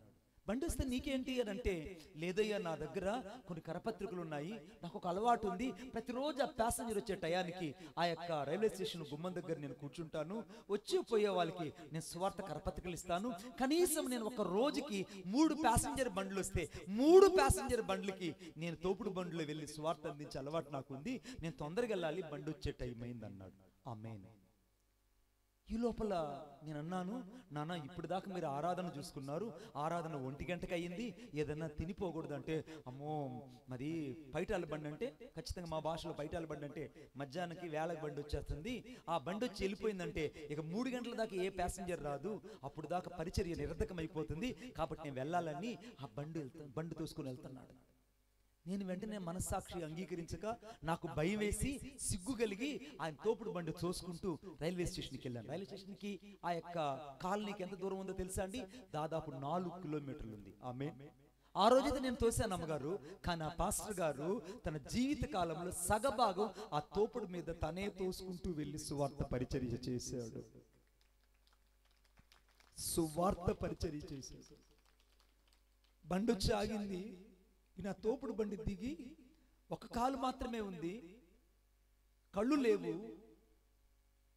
ఆ యొక్క రైల్వే స్టేషన్ గుమ్మం దగ్గర నిలబడి, అమ్మా ఏసే దేవుడు, ఏసే దేవుడు, ఏసే దేవుడమ్మా, ఈ కరపత్రిక తీసుకోండి వాళ్ళందరికీ బతిమలాడిస్తుంటే నా గుండెలు బద్దలైపోయాయి. నేను ఆ దృశ్యాన్ని చూసి ఇప్పటికీ నేను తట్టుకోలేకపోతున్నాను. ప్రభువా, ఆ దైవజనులో ఉంచిన పరితాపం, ఆ దైవజన హృదయంలో ఉంచిన భారం, ఆ దైవజనుడు నశించిపోతున్న ఆత్మల కొరకు పడిన పోరాటంలో ఆ యొక్క పాలిభాగస్తులు అవ్వడానికి నేను ఇంకెంత మూల్యం చెల్లించాలి ప్రభువా? నీకు ఇంకెంత మూల్యం చెల్లించగలిగితే నేను ఆ స్థాయిలోకి వెళ్ళగలను? ఎప్పటికీ నేను వేసుకున్న ప్రశ్న, నా మనసులో మిగిలిపోయిన ప్రశ్న అది. ప్యాసింజర్ అంతా అయిపోయింది, బండి వెళ్ళిపోయింది. ఈయన దాదాపు కరపత్రికలను ఇచ్చేశాడు. నేను కొన్ని కరపత్రికలు ఇచ్చాను. ఆ తర్వాత నాన్న బండి తొయ్యి ఇంటికి వెళ్దాం అన్నాడు. మళ్ళీ వస్తుంటే దారిలో నేను అడిగాను, నాన్న ఈ యొక్క హైవే రోడ్లో ఈ బండ్లు, ఎదురు బండ్లు, ఇన్ని పరిస్థితుల మధ్యలో నువ్వు సేవ ఎందుకు చేయాలనంటే, ఆయన ఒక్క మాట అన్నాడు, బిడ్డ నేను రోజు దేవుణ్ణి ఒక మాట అంట, ఏమనంటే, యేసయ్యా నన్ను రేపు ఒక్క రోజు బతికించయ్యా చాలు. Give the chance to me one day to my life. ఒక్క రోజు నా జీవితంలో అవకాశం ఇవ్వు. ఎందుకంటే ఆ ఒక్క రోజు నీ కోసం నేను బతికితే 10 మందిని నీ కోసం రక్షిస్తా. 10 మందిని నీ కోసం నేను రక్షిస్తాను. ఈ రాత్రి నీ అంకురాలలో, నీ యొక్క వేరులలో అంకురాలు ఎదిగాయి. నీ వేరులలో అంకురాలు ఎదిగి అనేకులకు దీవెనకరంగా ఉన్నావు. కానీ ఎంతమందికి నువ్వు మాదిరికరంగా ఉండగలుగుతున్నావు? ఎంతమందిని క్రీస్తు ఎద్దుకు నడిపించగలిగావు? ఎంతమందిని క్రీస్తు నువ్వు నీ జీవితంలో ప్రతిబింబించగలిగావు? ఎంతమందిని క్రీస్తు స్వారూప్యతలోకి నడిపించగలిగావు? ఆ దైవజనుడు ఇంటికి వచ్చాడు. ఈ లోపల పాస్టరమ్మ గారు, పద్మమ్మ గారు, మా అమ్మగారు పరిగెత్తుకుంటూ వచ్చి, అయ్యా మనకు లోన్ వచ్చిందయ్యా, 10 గొర్రెలు 2 ఆవులు ఇస్తున్నారు, నేను తీసుకొని వస్తాను కోడూరుకి వెళ్ళి అని చెప్పండి. 10 గొర్రెలు 2 ఆవులు వచ్చాయి, మనకు లోన్ వచ్చింది, అవి వస్తే మనకి ఏదన్నా కాస్త ఇంటికి మనకు పరిచర్యకి పనికొస్తాయి, నేను వెళ్ళి తీసుకొస్తాను, నేను సంతకం పెట్టి ఎంఆర్ ఆఫీస్కి వెళ్ళానంటే ఆయన అన్నాడు, కళ్ళు లేవు, నడవలేడు. నేను ఆ యొక్క వేడి నీళ్ళల్లో రాగి జావు కలిపి మెల్లగా ఆయన నోట్లో పోస్తా ఉన్నా, మెల్లమెల్లగా తాగుతున్నాడు. ఆయన అంటున్నాడు, బిడా, 2వ రాజుల గ్రంథం 6వ అధ్యాయంలో ద్రాక్ష తోటలైనను ఒలీవ చెట్లైనను సంపాదించుకోవడానికి ఇది సమయమా అని రాయబడింది కదా, అప్పుడే సమయం లేదే, ఇప్పుడు మీ అమ్మగారు వెళ్ళి ఆ గొర్రెలను ఆ బర్రెలను తెచ్చి ఏం చేసుకుంటుందయ్యా అన్నాడు. ఆ బర్రెలను ఆ గొర్రెలను తెచ్చి ఏం చేసుకుంటుంది? పద్మా, వద్దమ్మా, మనం ఉండే పట్టణం అక్కడ, మనం వెళ్లాల్సింది అక్కడ, మనం ఉండబోతుంది అక్కడ, నిరీక్షణ కలిగి బతుకుతున్నాం, వద్దు వెనక్కి వచ్చేయమ్మా అని అంటే, ఈ రోజులను ఇల్లాలు ఏం చేస్తారంటే, ఆ తింగరోడు పిచ్చోడండి, వాడికి పిచ్చి పట్టింది, ఏదో మాట్లాడుతున్నాడు, అమ్మా ఆయనకి చెప్పి ఇప్పుడే నేను ఇక్కడే ఉన్నానని ఎంఆర్ ఆఫీస్కి ఆటోలో వెళ్ళి అక్కడ గొర్రెలు బర్రెలు తీసుకొచ్చి పక్కింట్లో పెట్టి ఆ తర్వాత ఇంటికి వచ్చి నేను ఎక్కడికి పోలేదు, ఇక్కడే ఉన్నానని చెప్తారు. కానీ మా అమ్మగారు అయితే, నేను వెళ్ళనయ్యా, నేను వెళ్ళను, నీ మాట కాదని నేను వెళ్ళను. ఇద్దరు నిషానీలు, ఇద్దరికి చదువు లేదు, కానీ దేవుని సేవ చేశారు. వాళ్ళ మందిరం పొడవు ఎంత తెలుసా? 125 అడుగుల మందిరాన్ని వాళ్ళు కట్టారు. కొట్టండి చప్పట్లు గట్టిగా. 125 feet, 40 అడుగులు వెడల్పు కలిగిన మందిరాన్ని వాళ్ళు కట్టారండి, సేవ చేశారండి. సరిగ్గా శుక్రవారం రోజున ఆయనకున్నది ఒకే ఒక కాలు, ఆ కాలు మెల్లగా నొక్కుతున్నాను. ఆయన అంటున్నాడు, బిడా, నాకు ఆదివారం రోజున ఉదయకాల సమయమున 5:35 నా కోసం పరలోకం నుంచి ఒక రథం వస్తుంది, ఆ రథం ఎక్కి నేను వెళ్ళిపోతున్నాను, అమ్మను జాగ్రత్తగా చూసుకో, పరిచర్య జాగ్రత్త అని అన్నాడు. అప్పటికే నా కాళహస్తిలో ఒక మందిరం ఉంది, అప్పటికి ఒక 4 బ్రాంచులు ఉన్నాయి. నాకు దేవుడు ఇచ్చిన దర్శనం ప్రకారంగా నేను కడపకెళ్ళి ఆ కడపలో ఆ యొక్క బాలపల్లి అనే ప్రాంతంలో నేను సేవ చేసేవాడిని కుష్ఠరోగుల మధ్య. అమ్మ జాగ్రత్త అయ్యా, నేను వెళ్తున్నాను నేను అని అంటాడు. అమ్మగారు అంటున్నారు, మీ నాన్న మాటలు ఏం పట్టించుకోవద్దు నాయన, ఆయన అట్లే మతి చెల్లించి అట్లే మాట్లాడుతుంటాడు, నువ్వేం పట్టించుకోవద్దు అనింది. నాకు అనిపించింది, ఎందుకంటే వాక్యం రాయబడింది అనగా రోమియోలు రాసిన పత్రిక 8వ అధ్యాయం 5వ వచనంలో రాయబడింది, శరీరానుసారులు శరీర విషయాల మీద మనసు ఉంచెదరు, ఆత్మానుసారులు ఆత్మ విషయాల మీద మనసు ఉంచెదరు. శరీరానుసారమైన మనసు మరణము, ఆత్మానుసారమైన మనసు జీవమును సమాధానమైనది అని రాయబడింది అక్కడ. ఆమేన్. ఇప్పుడు ఆత్మానుసారులు చెప్పే మాట శరీరానుసారులకు అర్థం కాదు, ఆత్మానుసారులు చెప్పే మాట శరీరానుసారులకు అర్థం కాదు. ఆత్మ సంబంధి ఆత్మ చెప్పుచున్న మాటే చెవి కలిగిన వాడు వింటాడు. కొట్టండి చప్పట్లు గట్టిగా. ఆత్మ సంబంధి ఆత్మ చెప్పుచున్న మాట చెవి కలిగిన వాడికి అర్థమవుతుంది. అన్నాను, లేదు ఈయన ఊరికే మాట్లాడలేదు, ఇతను ఆత్మతో నింపబడి మాట్లాడుతున్నాడు అని వినడం ప్రారంభించాను. పరిచర్య చేస్తున్నా ఆయన నాతో చెప్పిన ఒకే ఒక్క మాట చెప్పాడు తన జీవిత కాలంలో.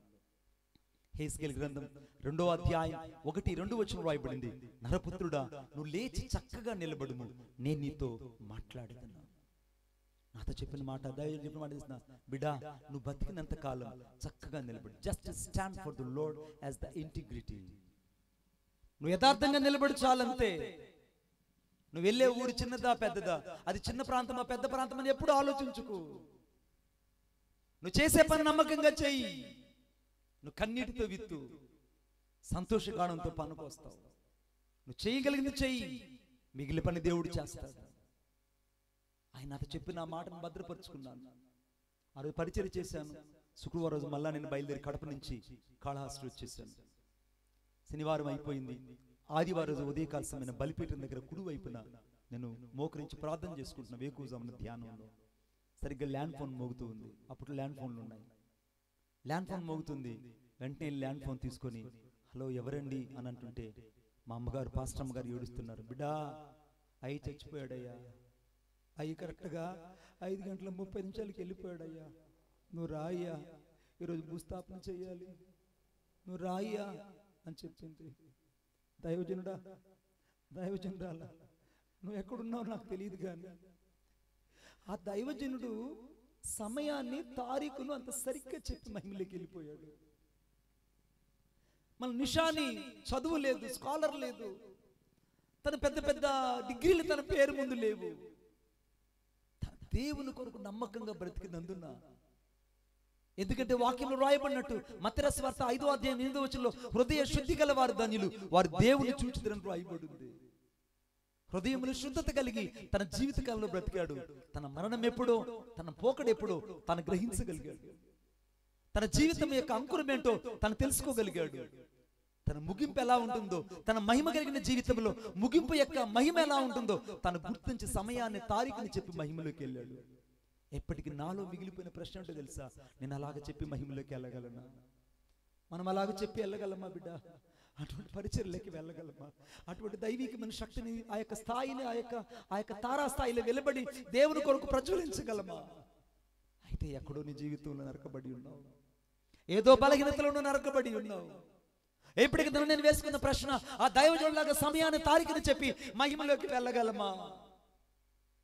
ఆయన తారీఖుని, సమయాన్ని చెప్పి వెళ్ళిపోయాడు. నేను ఇక్కడ ఆరాధన చూసుకొని బాక్స్ తయారు చేసి కడపకి వెళ్ళి అక్కడ చేత్తో భూస్థాపన చేశాను. మన తిరిగి 10 సంవత్సరాలు పాస్టర్మ్మ గారు బ్రతికారు. ఆ 10 సంవత్సరాలు మా తల్లి గారిని భద్రంగా కాపాడుకున్నాను. ఆమె ఈ మధ్య కాలంలో 2022 కరోనా టైంలో మహిమలోకి వెళ్ళారు. ఆమెకు చేతులంతా కుష్ఠరోగం, పురుగులు జల జల జల రాలి కింద పడిపోయేది. ఈ రాత్రి నువ్వేమనుకుంటున్నావు యేసయ్యను గురించి?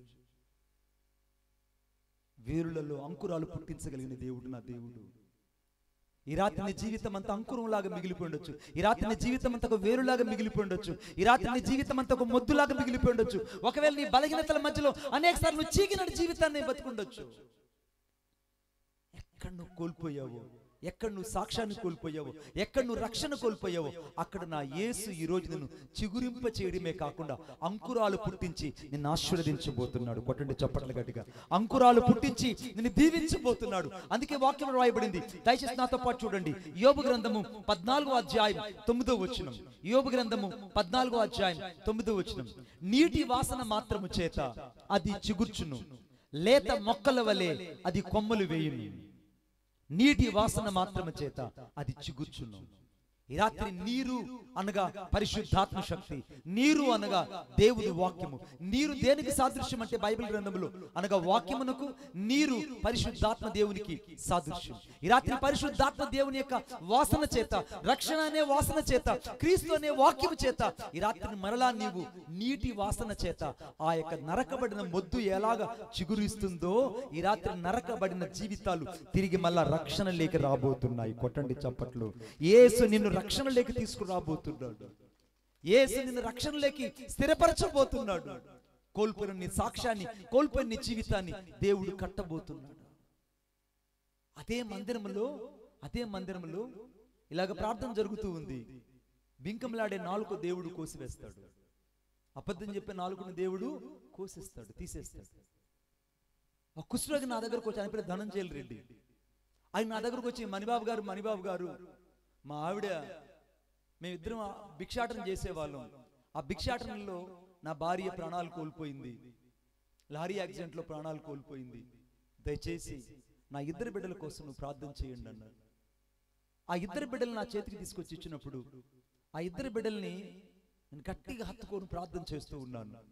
పరిశుద్ధాత్మ దేవుడు నాతో చెప్పాడు, బిడ్డ, యెషయా గ్రంథం 58:14 వచ్చిన ప్రకారంగా, హెబీలు రాసిన పత్రిక 6వ అధ్యాయం 14 వచ్చిన ప్రకారంగా, హగ్గై గ్రంథం 2వ అధ్యాయం 19 వచ్చిన ప్రకారంగా నీ పిల్లల్ని దేవుడు దేశం యొక్క ఉన్నత స్థలాలకు ఎక్కించబోతున్నాడు. ఆమేన్. చుట్టుపక్కల అనుకుంటున్నారు, పల్లె వాడండి, ఈ కుష్ఠరోగుడి పిల్లలు ఊరూరు తిరిగి అడుక్కునేవి ఈ బిడ్డలు దేశాలు ఎక్కుతారా, చూద్దామన్నారు. ఈరోజు ఆ 2 పిల్లలు, ఒకడేమో న్యూ జెర్సీలో, ఒకటి సౌత్ అమెరికాలో, ఇంకొకడు నార్త్ అమెరికాలో, 2 సెటిల్ అయిపోయి గ్రీన్ కార్డు కలిగి మంచి సాఫ్ట్వేర్ ఇంజనీర్లుగా ఆ దేశాలలో సెటిల్ అయిపోయి దేవుని కొరకు బతుకుతున్నారు. భయపడుకు, ఈ రాత్రి నా యేసుని నిన్ను చిగురింపు చేయబోతున్నాడు. నీటి వాసన మాత్రం చేత, నీటి వాసన తగిలితే చాలు, వాక్యపు వాసన తగిలితే చాలు, ఈ రాత్రి రక్షణ కలుగునిపోతుంది. యేసు నీ కొరకు తను తాను అప్పగించుకున్నాడు. యేసు నీ కొరకు సొగసు స్వరూపం లేకుండా కోల్పోయాడు. యేసు నీ కొరకు తను తాను అప్పగించబడ్డాడు. ఆయన నీ కొరకు తన జీవితాన్ని సైతం సమస్తాన్ని తండ్రి చిత్తానికి అప్పగించాడు. ఆయన ఏమీ లేనివాడుగా నీ కొరకు నా కొరకు రిక్తునిగా మార్చుకున్నాడు. ఆయన నేరము చేయని యేసుక్రీస్తు ప్రభు నేరస్తుల మధ్యలో ఒక నేరస్తులాగా వేలాడాడు. నేరము చేయని యేసుక్రీస్తు ప్రభు, అపరాధం ఎరగని యేసుక్రీస్తు ప్రభు అపరాధుల మధ్యలో అపరాధి కలిగిన వ్యక్తిగా నిలబడ్డాడు. పాపము లేని యేసుక్రీస్తు ప్రభు నీ కొరకు నా కొరకు పాపిగా నిలబడ్డాడు. శాపము లేని యేసుక్రీస్తు ప్రభు నీ కొరకు నా కొరకు శాపగ్రాహిగా నిలబడ్డాడు. ఆయన శరీరం అంతా నాగటి చాళ్ళ వల్లే దున్నబడింది. ఆయన తలంతా రక్తసికమైపోయింది.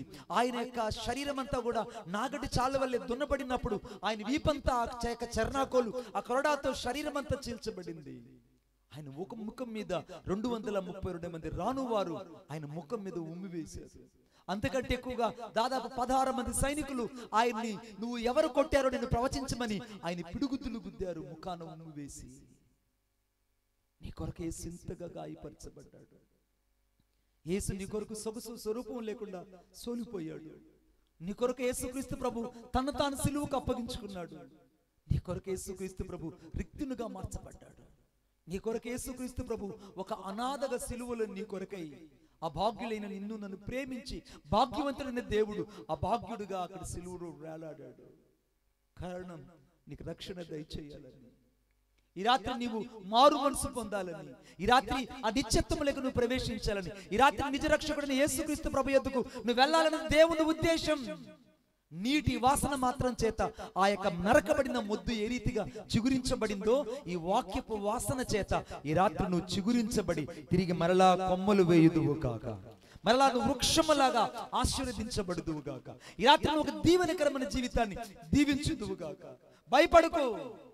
అందుకే వాక్యంలో రాయబడింది, అనగా మొదటి యోహాను రాసిన పత్రిక 1వ అధ్యాయం 7వ వచనం రాయబడింది, అప్పుడు ఆయన కుమారుడైన యేసు రక్తం ప్రతి పాపము నుండి మనల్ని కడిగి పవిత్రులుగా చేయదని. ఈ రాత్రి యేసుక్రీస్తు ప్రభు యొక్క రక్తం ఇక నిలిచి ఉంది. నువ్వు ఎంత ఘోర పాపివైనా, ఎన్నిసార్లు పడిచెడిన వ్యక్తివైనా, ఎన్నిసార్లు పాపం చేసి మరలా పాపం చేస్తున్నా, ఒప్పుకున్న పాపాన్ని మరలా చేస్తున్నా, చేసిన పాపాన్ని మరలా చేస్తున్నా, కుక్క తన వాంతికి తిరిగినట్టు ముమ్మార్లు కక్కిన దాన్ని తింటూ బతుకుతూ చేసిన పాపాన్ని చేస్తూ ఇంకా బలహీనుడుగా బతుకుతున్నా, ఈ రాత్రి యేసు నిన్ను క్షమించడానికి ఎక్కడ నిలిచి ఉన్నాడు. ఆయన పాపాన్ని క్షమించే యేసుక్రీస్తు ప్రభు, రక్షణ దయచేయగలిగిన యేసుక్రీస్తు ప్రభు, మారు మనసు ఇవ్వగలిగిన యేసుక్రీస్తు ప్రభు, జీవితాన్ని మార్చగలిగిన యేసుక్రీస్తు ప్రభు, నిన్ను పరలోకానికి చేర్చగలిగిన యేసుక్రీస్తు ప్రభు, నీ జీవితాన్ని పరమపదము చేర్చగలిగిన నజరేయుడైన యేసుక్రీస్తు ప్రభు.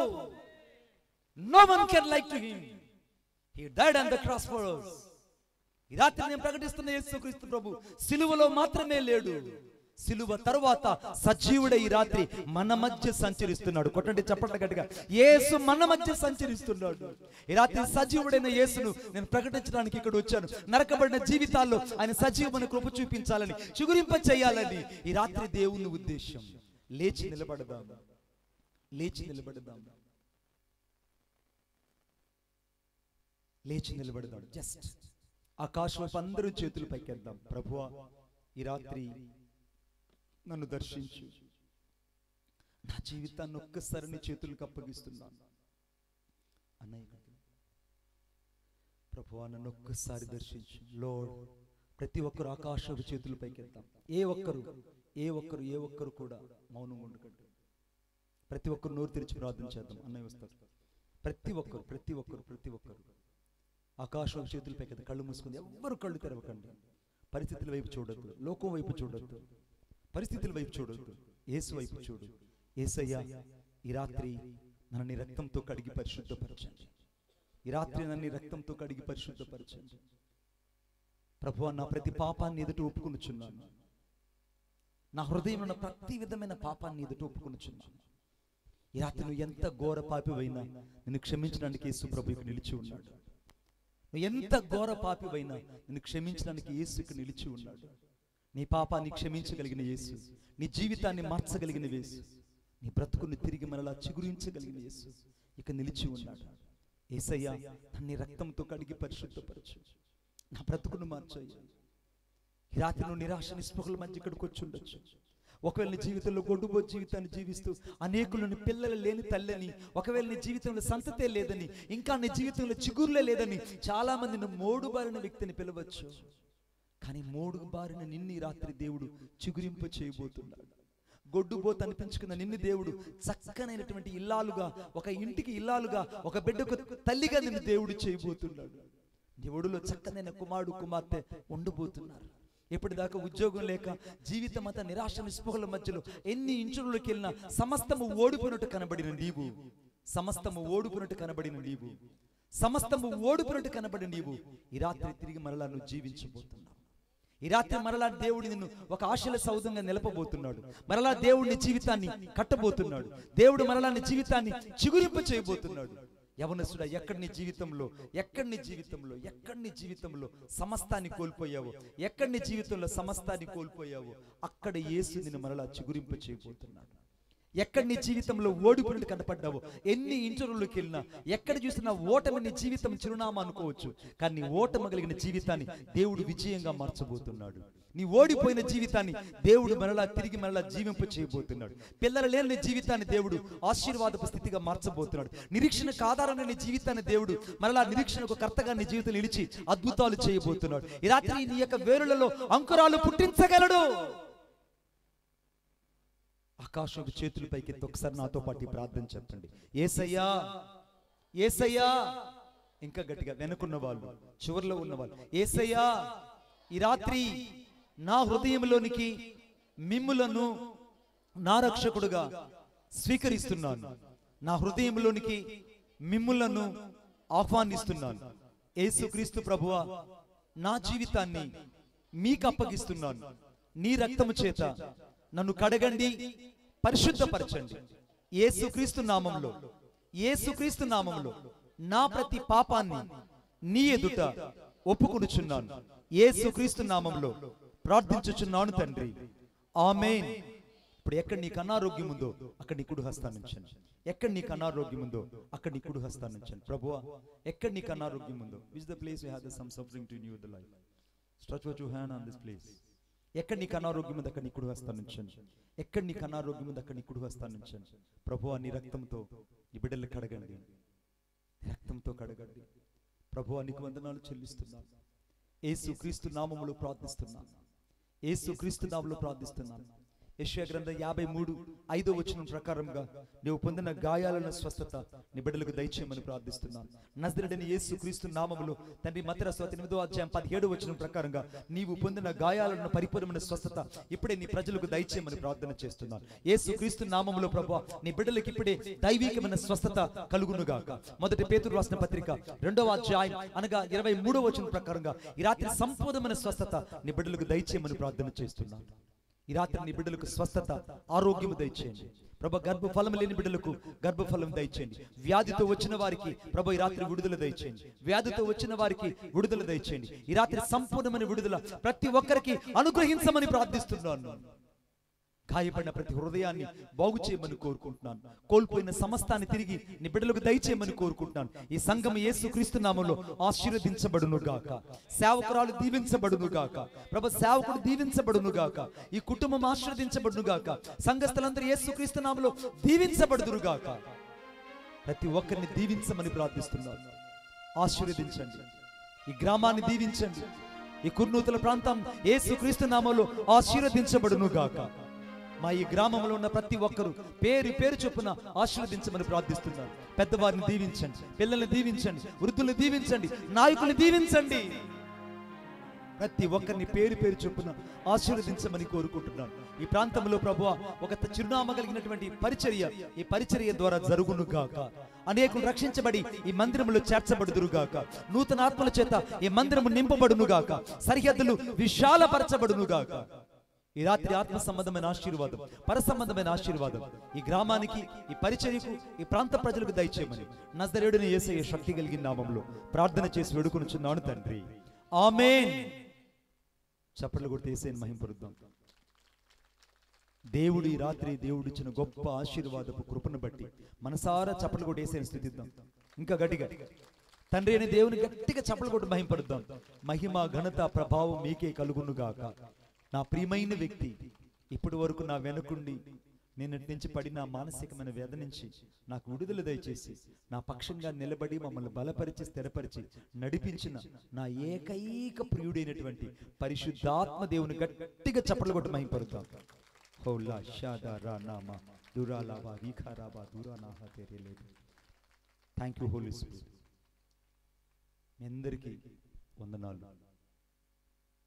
పాస్టర్ గారు ఒకసారి రావాలి, పిల్లలు కూడా పైకి రావాలి. అందరు దయచేసి కూర్చొని please be seat, please be seat. అమ్మగారు కూడా, పిల్లలు కూడా ఒకసారి మీ కుడి హస్తాన్ని ఇలా చాచండి. Stretch out your hands. ఒకసారి వైపు చాచండి. ఒకసారి వీళ్ళు చేస్తున్న పరిచర్యను దేవుడు దీవించినట్లు, ఆరోగ్యం దయచేయనట్లు, సేవ అంతటిని దేవుడు దీవించినట్లు ఒకసారి కుడి హస్తాన్ని చాచండి. కుడి హస్తాన్ని చాచడం అంటే ఇట్లా ఎట్టి ఇవ్వండి అన్నట్టుకుంది మీరు నాకు ఇష్టం. ప్రేమగల మా తండ్రి నీకు వందనాలు. సేవకులందరూ కూడా ఒకసారి చేతులు దాచని కోరుకుంటున్నాను. ప్రేమగల మా తండ్రి నీకు వందనాలు. ఈ సేవకులు మేము కలిసి ప్రార్థిస్తున్నాం. ఈ పరిచర్య అనగా సిఎఫ్ మినిస్ట్రీ యేసు క్రీస్తు నామములో ఆశీర్వదించబడును గాక. సరిహద్దులు విశాలపరచబడును గాక. ఈ బిడ్డలు ఉన్నతమైన మందిరము కట్టబడును గాక. ఈ ప్రాంతంలో నేను చూస్తున్నట్టుగా ఒక అద్భుతమైన మందిరము నిర్మించబడును గాక. ఆ మందిరం కూడా ప్రభు చక్కగా స్లాబ్ వేయబడి తండ్రి ఎక్స్టెన్షన్ కలిగిన మందిరముగా ఈ మందిరం ఇక్కడ స్థిరపరచబడును గాక. తండ్రి నీ యొక్క దాసుని పరిచర్యను దీవించండి, కుటుంబాన్ని దీవించండి, బాబును పాపను మీరు ఆశీర్వదించండి. నీ సేవకురాలను ఇంకా సేవలు ప్రభు నమ్మకమైనటువంటి తండ్రి పాలిభాగస్తులుగా వాడుకుంటున్నందుకే వందనాలు. ఇంకా నువ్వు ఆరోగ్యమును, శక్తిని, అభిషేకాన్ని, కృపను విస్తరింపచేయమని కోరుకుంటున్నాను. సంఘస్థులందరినీ దీవించండి, ఈ ప్రాంతాన్ని దీవించమని కోరుకుంటూ నజరేయుడైన యేసయ్య శక్తి కలిగిన నామములో కూడి వచ్చిన ప్రతి దైవజనుడు దీవించబడును గాక. ప్రతి దైవజనుడి యొక్క పరిచర్యలు ఆశీర్వదించబడును గాక.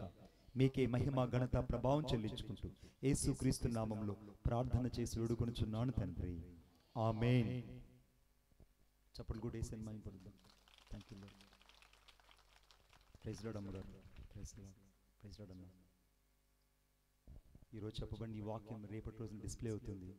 జస్ట్ మీరు యూట్యూబ్లోకి వెళ్ళి మణిబాబు మణిబాబు అని టైప్ చేయండి, సబ్స్క్రైబ్ చేయండి. ఈరోజు చెప్పబడిన సాక్ష్యము, వాక్యము రేపటి రోజున డిస్ప్లే అవుతుంది. దేవుడు మిమ్మల్ని దీవించును గాక.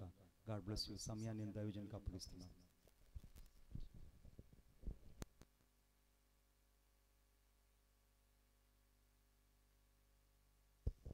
దేవునికి స్తోత్రం చెప్దామా? హల్లెలూయా. చాలా సంతోషంగా ఉంది కదా. ఇది దేవుని చిత్తం, దేవుడు జరిగిస్తున్న పరిచర్య, దేవుడిచ్చిన దర్శనం ఇది, దేవుడిచ్చిన భారం ఇది. దేవుడు మా హృదయాలలో, మా పైన ఉంచినటువంటి ఈ గ్రామం పట్ల, ఈ ప్రాంతం పట్ల, ఈ సంఘం పట్ల, ఈ ప్రజల పట్ల ఈ భారమే ఈ యొక్క ప్రయాస. కనుక ఈ దేవుడికి అర్థం కాదు. ఈ పాస్టర్ గారి దగ్గర బాగా డబ్బులు ఉన్నాయి అనుకుంటా, ప్రతి నెల చక్కగా మీటింగ్లు పెడుతున్నాడు. మరి సంఘం చూస్తేనేమో చాలా చిన్న సంఘం వెళ్ళది, ఎట్లా చేస్తున్నాడు ఏంటి, ఎందుకు ఎట్లా చేస్తున్నాడు అనుకోవచ్చు. ఇప్పటి వరకు మరి మన గ్రామంలో ఎంతోమంది బాప్తీసం పొందాల్సిన వాళ్ళు ఉన్నారు. వాక్యం వింటున్నారు కానీ బాప్తీసం లేదు. మందిరాలు ఉన్నాయి కానీ మందిరాలు ఖాళీగానే ఉంటున్నాయి. మందిరాలకి వెళ్ళటం లేదు. సంపూర్ణమైన రక్షణ లేదు, సంపూర్ణమైన భక్తి లేదు, దేవుని పట్ల సమర్పణ జీవితం లేదు. ఈ గ్రామంలో, ఈ ప్రాంతంలో ఎంతో మంది పురుషులు, స్త్రీలు, యవనులు, వృద్ధులు, బాలురు, బాలికలు ఎంతో మంది ఉన్నారు. వీళ్ళందరూ కూడా వాక్యం చేత పట్టబడాలి, బలపరచబడాలి, రక్షణలోకి నడిపించబడాలి, దేవుని కార్యాలు చూడాలి, బాప్తీసాలు పొందాలి, దేవుని రాజ్యానికి వారసులు అవ్వాలి అనేటువంటిదే మా గుండెల్లో దేవుడు పెట్టిన ఆత్మల భారం. ఇలాంటి మంట కలిగిన, ఆత్మల భారం కలిగిన, అభిషేకం కలిగిన సేవకుల్ని ఈ కుర్నూతల గడ్డ మీదకి, ఈ కుర్నూతల గ్రామానికి అడుగు పెట్టించాలని మా యొక్క భారం. ఎందుకంటే ఇలాంటి ఒక ఆత్మల భారం కలిగినటువంటి సేవకులు రావటం ద్వారా కొన్ని కరుడుగట్టుకుపోయినటువంటి హృదయాలు మార్చబడాలని, భయంకరమైన స్థితిగతుల్లో ఉన్నవారు మార్చబడాలని మా యొక్క ఆత్మల భారం ఇది అందరికీ మామూలుగా అర్థమయ్యేది కాదు. వాక్యాన్ని విన్నవారికి మాత్రమే అర్థమయ్యేటువంటి భాష. కాబట్టి ఇది ఆత్మల రక్షణార్థమే ఈ కూడికలు, కానీ ఇందులో మేము ఆశించేది, మేము పొందేది ఏమీ లేదు. దేవుడు మాకిచ్చిన ఈ గ్రామం పట్ల, ఈ సంఘం పట్ల, ఈ ప్రాంతం పట్ల ఈ ప్రేమ. అందుకే మీ అందరినీ కూడా ప్రతి నెల మరి ఒక మంచి పాంప్లెట్ వేసి మీ అందరికీ ప్రతి ఇంటికి ఆహ్వానం పంపించి, రండి ఈ కూడికలో పాల్గొనండి, దేవుని వాక్యాన్ని వినండి, దైవ ఆశీర్వాదాలు పొందండి, రక్షణ పొందండి అని మేము ప్రతి ఇంటికి ఈ పత్రికను తీసుకెళ్ళి ఇచ్చి మరి మీటింగ్కి ఆహ్వానించడం జరుగుతుంది. మన గ్రామంలో ఇంకా చాలా మంది ఇంత ప్రయాసతో ఈ కూడికలు పెట్టినప్పుడు ఇంకా చాలా మంది రావాల్సి ఉన్నది, రాలేకపోయారు.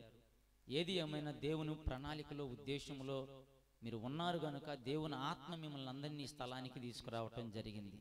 మాకు చాలా సంతోషంగా ఉంది. మరి ఇలాంటి ఆత్మల భారం కలిగిన, అభిషేకం కలిగిన సేవకుల్ని మన గ్రామానికి ఏ విధంగా అయినా తీసుకురావాలి, మన గ్రామానికి సాక్ష్యం వినిపించాలి, వాక్యాన్ని వినిపించాలి అనేటువంటి తపనతోనే మరి 2 రోజులు ఈ కూడికలు ఏర్పాటు చేయటం జరిగింది. ప్రతి నెల ఒక్కరోజే పెట్టేవాళ్ళమే, కానీ ఈసారి ఇలాంటి సేవకులతో 2 దినాలు పెడితే మన గ్రామంలో ఉన్న పురుషులైనా, స్త్రీలైనా, యవనులైనా, వృద్ధులైనా, బాలురైనా, బాలికలైనా వింటారు. విని వాళ్ళ జీవితాల్లో మేలు పొందుతారు, రక్షణ పొందుతారు. అనేటువంటి ఒక ఆత్మన్న రక్షించబడితే పరలోకంలో దేవదూతలు సంతోషిస్తాయని మా ఆశ. ఈ నెల, ఈ జూన్ నెల, ఈ జూలై నెల చాలా కష్టకాలం. రెక్కల కష్టం మీద బ్రతికే ప్రతి కుటుంబానికి చాలా కష్టకాలం. ఈ కష్టకాలంలో 2 దినాలు ఈ కూడికి పెట్టాలంటే చాలా భారంతో కూడింది. ఇంచుమించు 40,000 రూపాయలు హెచ్చించేటువంటి కూడికి ఇది. చేతిలో రూపాయి లేదు. సంఘం అయితే మా పరిచర్య చాలా చిన్నది, చాలా చిన్న పరిచర్య. చేతిలో రూపాయి లేదు. మరి భారం ఏం చేయాలి అర్థం కావట్లా. ప్రార్థన చేస్తున్నాం, సంఘం ప్రార్థన చేస్తున్నాం, మేము ప్రార్థన చేస్తున్నాం. నాకు తెలిసిన వాళ్ళకి ఒక 4గురికి ఫోన్ చేసి చెప్పాయా, ఇట్లా మీటింగ్ పెడుతున్నాము, చాలా భారంగా ఉంది, మీరు కూడా మాలో పాలు పంపులు పొందండి అని చెప్పడం జరిగింది. సరేనన్నారు. మళ్ళీ అటు నుంచి కాల్ ఏం రాలా. ప్రార్థన చేసాం. ప్రభు అన్నాడు, నువ్వు ఇంకెవరిని అడగొద్దు, ఎటు పోవద్దు, ఎవరికి ఫోన్ చేయొద్దు, నువ్వు ప్రార్థన చెయ్యి, నువ్వు ప్రార్థన చెయ్యి అని దేవుడు నాకు తెలియజేశాడు. ఇక అటు ఏమీ చూడకుండా ప్రార్థన చేయటమే జరిగింది. ప్రార్థన చేయటమే జరిగింది. ప్రార్థన చేసినప్పుడు ఆశ్చర్యకరంగా దేవుడు తన కార్యాలు జరిగించి, అనుకోకుండా ఎక్కడో ఉండేటువంటి వాళ్ళు, ఎక్కడో ఉండేవాళ్ళు వచ్చారు. వచ్చి చిన్న ప్రార్థన చేయించుకుని ఒక 12,000 చేతిలో పెట్టిపోయారు. దేవుని స్తోత్రం చెప్పండి, గట్టిగా చెప్పండి. హల్లెలూయా, హల్లెలూయా. ప్రభువా, అందుకే నువ్వు ఎవరిని అడగొద్దన్నావు. దేవుడు ఆశ్చర్య కార్యాలు, ఎందుకంటే దేవుడు చేసే కార్యాలు కంటికి కనపడవు, చెవికి కనపడవు. ఈ నా పని కాదు, ఇది నా పని కాదు, ఇది ఎవరి పని? దేవుని పని. దేవుని పని దేవుడే చూసుకుంటాడు. మనం ఏం చేయాలి? ప్రార్థన చెయ్యాలి. ఇంకొకళ్ళు రైస్ మూట తీసుకొచ్చి ఇవ్వటం. దేవుడు అనేక చోట్ల నుంచి అనేకులను ప్రేరేపించి రీతిగా ఈ గ్రామంలో ఈ మీటింగ్ జరగటం, నేను అనుకున్నా నా చేతిలో రూపాయి లేదు, కానీ మీటింగ్లు పెట్టాలంటే చాలా ఖర్చుతో కూడింది, దైవజనులను తీసుకురావాలంటే చాలా భారంతో కూడింది, ఏర్పాట్లు చేయాలంటే భారంతో కూడింది. ఏం చేయాలి? చేతిలో రూపాయి లేదు. మా పరిచర్యం చాలా చిన్నది, ఆర్థికమైన పరిస్థితులు ఎట్లా అనుకున్నప్పుడు, ప్రార్థన చేసినప్పుడు దేవుడు ఆశ్చర్యకరంగా ఇలాంటి కార్యాలు జరిగించి తన పనిని దేవుడే తనకు ముందుకి నడిపిస్తాం. మేము చేస్తుంది ఏమీ లేదు ఇందులో, మేము చేస్తుంది ఒక ప్రార్థన. ఈ మీటింగ్స్ ఆగిపోకుండా కొనసాగాలి. నిన్నటి నుంచి వర్షం పడి, నిన్న వర్షం బాగా మొదటి రోజు, కానీ మాకు పోరాటం, ఎట్లయినా దేవుని పని జరగాలి అని మా పోరాటం. వర్షం వచ్చింది, 8:30కి ఆగిపోయింది. కరెంటు లేదు, కరెంటు 10 దాకా రాల. అయ్యగారు వచ్చి ఉన్నారు, ఫోన్ చేస్తే చర్చిలోనైనా పెడదామన్నారు. కనీసం చర్చిలో కరెంటు కూడా లేదు. అయినా చిన్న చిన్న బ్యాటరీలతో సెల్ ఫోన్లతో స్టార్ట్ చేసాం. 1-2 పాటలు పాడిన తర్వాత బయటకు వచ్చి చూసా, వాతావరణం చల్లగా ఉంది, వర్షం లేదు. సరే బయటికి పెడదాం అయ్యగారు ఎట్లా అంటే, ఓ బ్రహ్మాండంగా ఉండి చాలా బయట పెట్టండి అని అయ్యగారు కూడా చెప్పారు. రాత్రి బయట పెట్టాం, ఇట్లా స్టేజీ మీద అయ్యగారిని నుంచోబెట్టాం, కుర్చీలు వేసాం, అందరు కుర్చీల మీద కూర్చున్నారు, బ్యాటరీలతో సెల్ ఫోన్లతో కూర్చున్నారు. బ్రహ్మాండమైనటువంటి వాక్యం, 1 గంట సేపు చక్కని వాక్యం చెప్పారు. అద్భుతమైనటువంటి కార్యం దేవుడు చేశాడు. వెలుగులోనే కాదు దేవుని వాక్యం ప్రకటించేది, చీకట్లో కూడా దేవుని వాక్యం ప్రకటించబడింది. ప్రైజ్ ది లార్డ్, హల్లెలూయా. కాకపోతే రాత్రి అందరు రాలేకపోయారు, ఏం చూసి? వాతావరణాన్ని చూసి. కానీ దేవుని పని ఆగిందా? ఆగల. కాబట్టి దేవుడు తన పని చేసుకుంటాడు.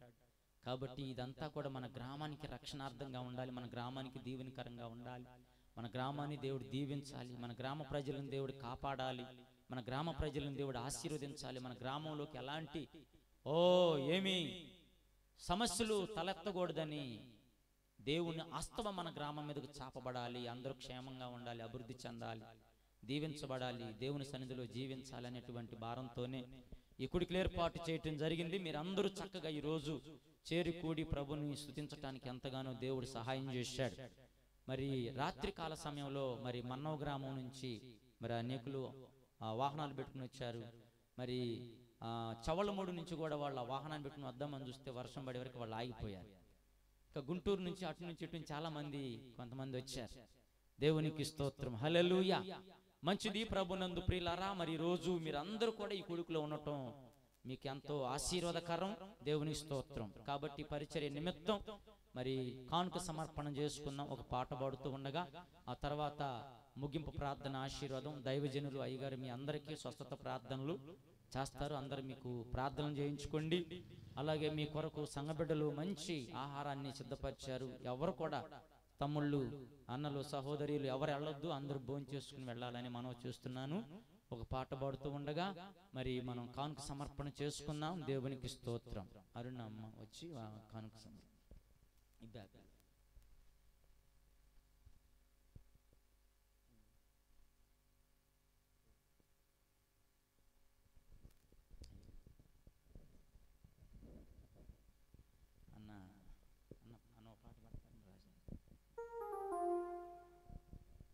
సరే పాస్టర్ గారిని ఒక పాట పాడతారు. మన ఏటుకూరు నుంచి అన్న వచ్చారు. అన్న ఒక పాట పాడుతూ ఉండగా మనం పాస్టర్ గారు కానీ అన్న కానీ కాదుగా రండి, మీ చేత పాటించాలని మా ఆశ. సావుకులకి కానుక సమర్పణ జరుగుతూ ఉండగా మీ ప్రేమపూర్వకమైన కానుక పరిచర్య నిమిత్తమై దేవుని మహిమార్థమై మన కానుకలను సమర్పించుకుందాం. ప్రభువుకు మహిమ కలుగునుగాక. మూడు మారిన జీవితాలను చిగురింపచేయగలవు నీవు. మారానుభవం మధురముగా మార్చగలవు నీవు. మహోన్నతుడా నీ కృపలో నేను నివసించుట నా జీవిత దండతయున్నది. మహోన్నతుడా నీ కృపలో నేను నివసించుట, మహోన్నతుడా నీ కృపలో నేను నివసించుట నా జీవిత దండతయున్నది, నా జీవిత దండతయున్నది.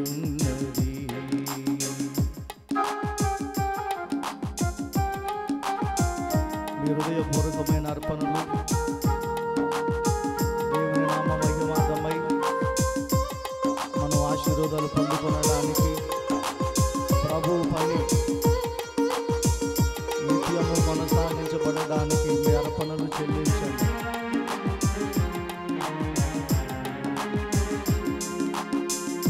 ఆకువాడక ఆత్మబలములు ఆనందముతో ఫలించనా,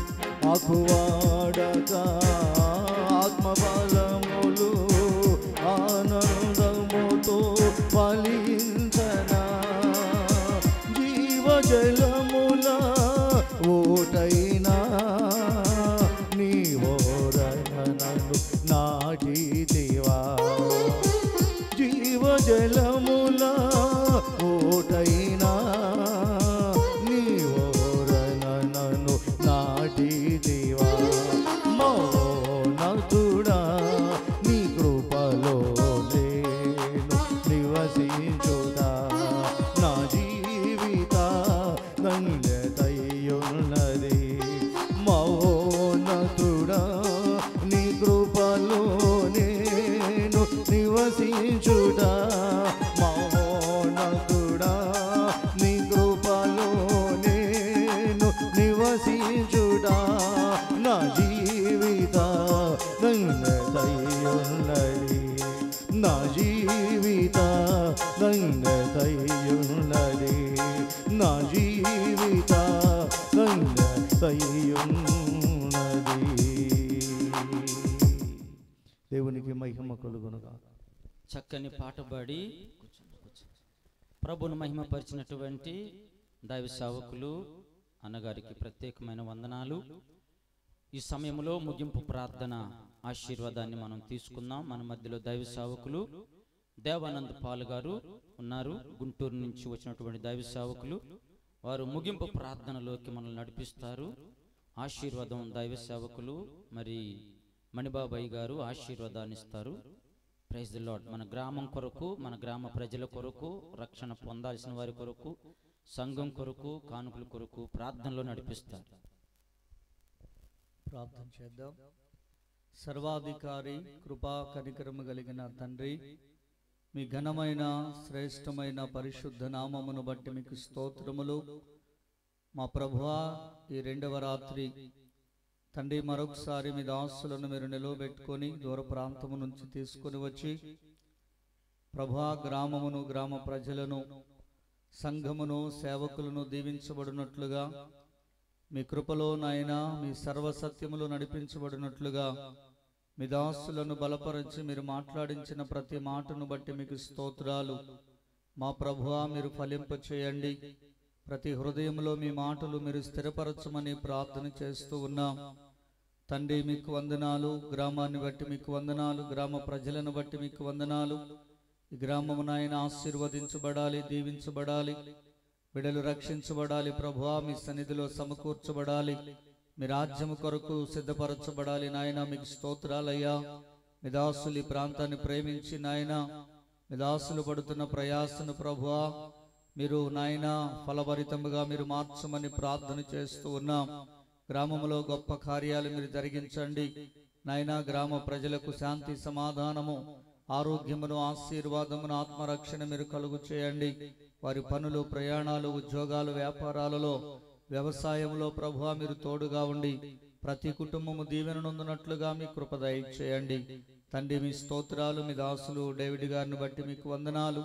వారి కుటుంబాన్ని బట్టి, సంఘాన్ని బట్టి, పరిచర్యను బట్టి మీకు స్తోత్రాలు చెల్లిస్తూ ఉన్నాం. ఈ రాత్రి నాయనా మరొకసారి మీ దాసులను మీరు నిలబెట్టుకొని మీరు మాట్లాడించిన ప్రతి మాటను బట్టి వందనాలయ్యా. మీ మాటలు స్థిరపరచండి, ప్రతి హృదయములో కూడా ఫలభరితముగా మార్చండి. మీ పరిచర్యను ప్రేమించి మీ బిడ్డలు సమర్పించిన నా తండ్రి కానుకలను బట్టి మీకు స్తోత్రాలు. చాచబడిన ప్రతి హస్తము దీవెననందునట్లుగా, సమృద్ధి నందునట్లుగా ప్రభా మీ కృప దయచేసి సమస్త ఘనత, మహిమ, ప్రభావాలు మీరు పొందుకొనుమని నజరేయుడైన యేసు పరిశుద్ధ నామమున ప్రార్థన చేసి అడుగుచున్నాము తండ్రి. ఆమేన్.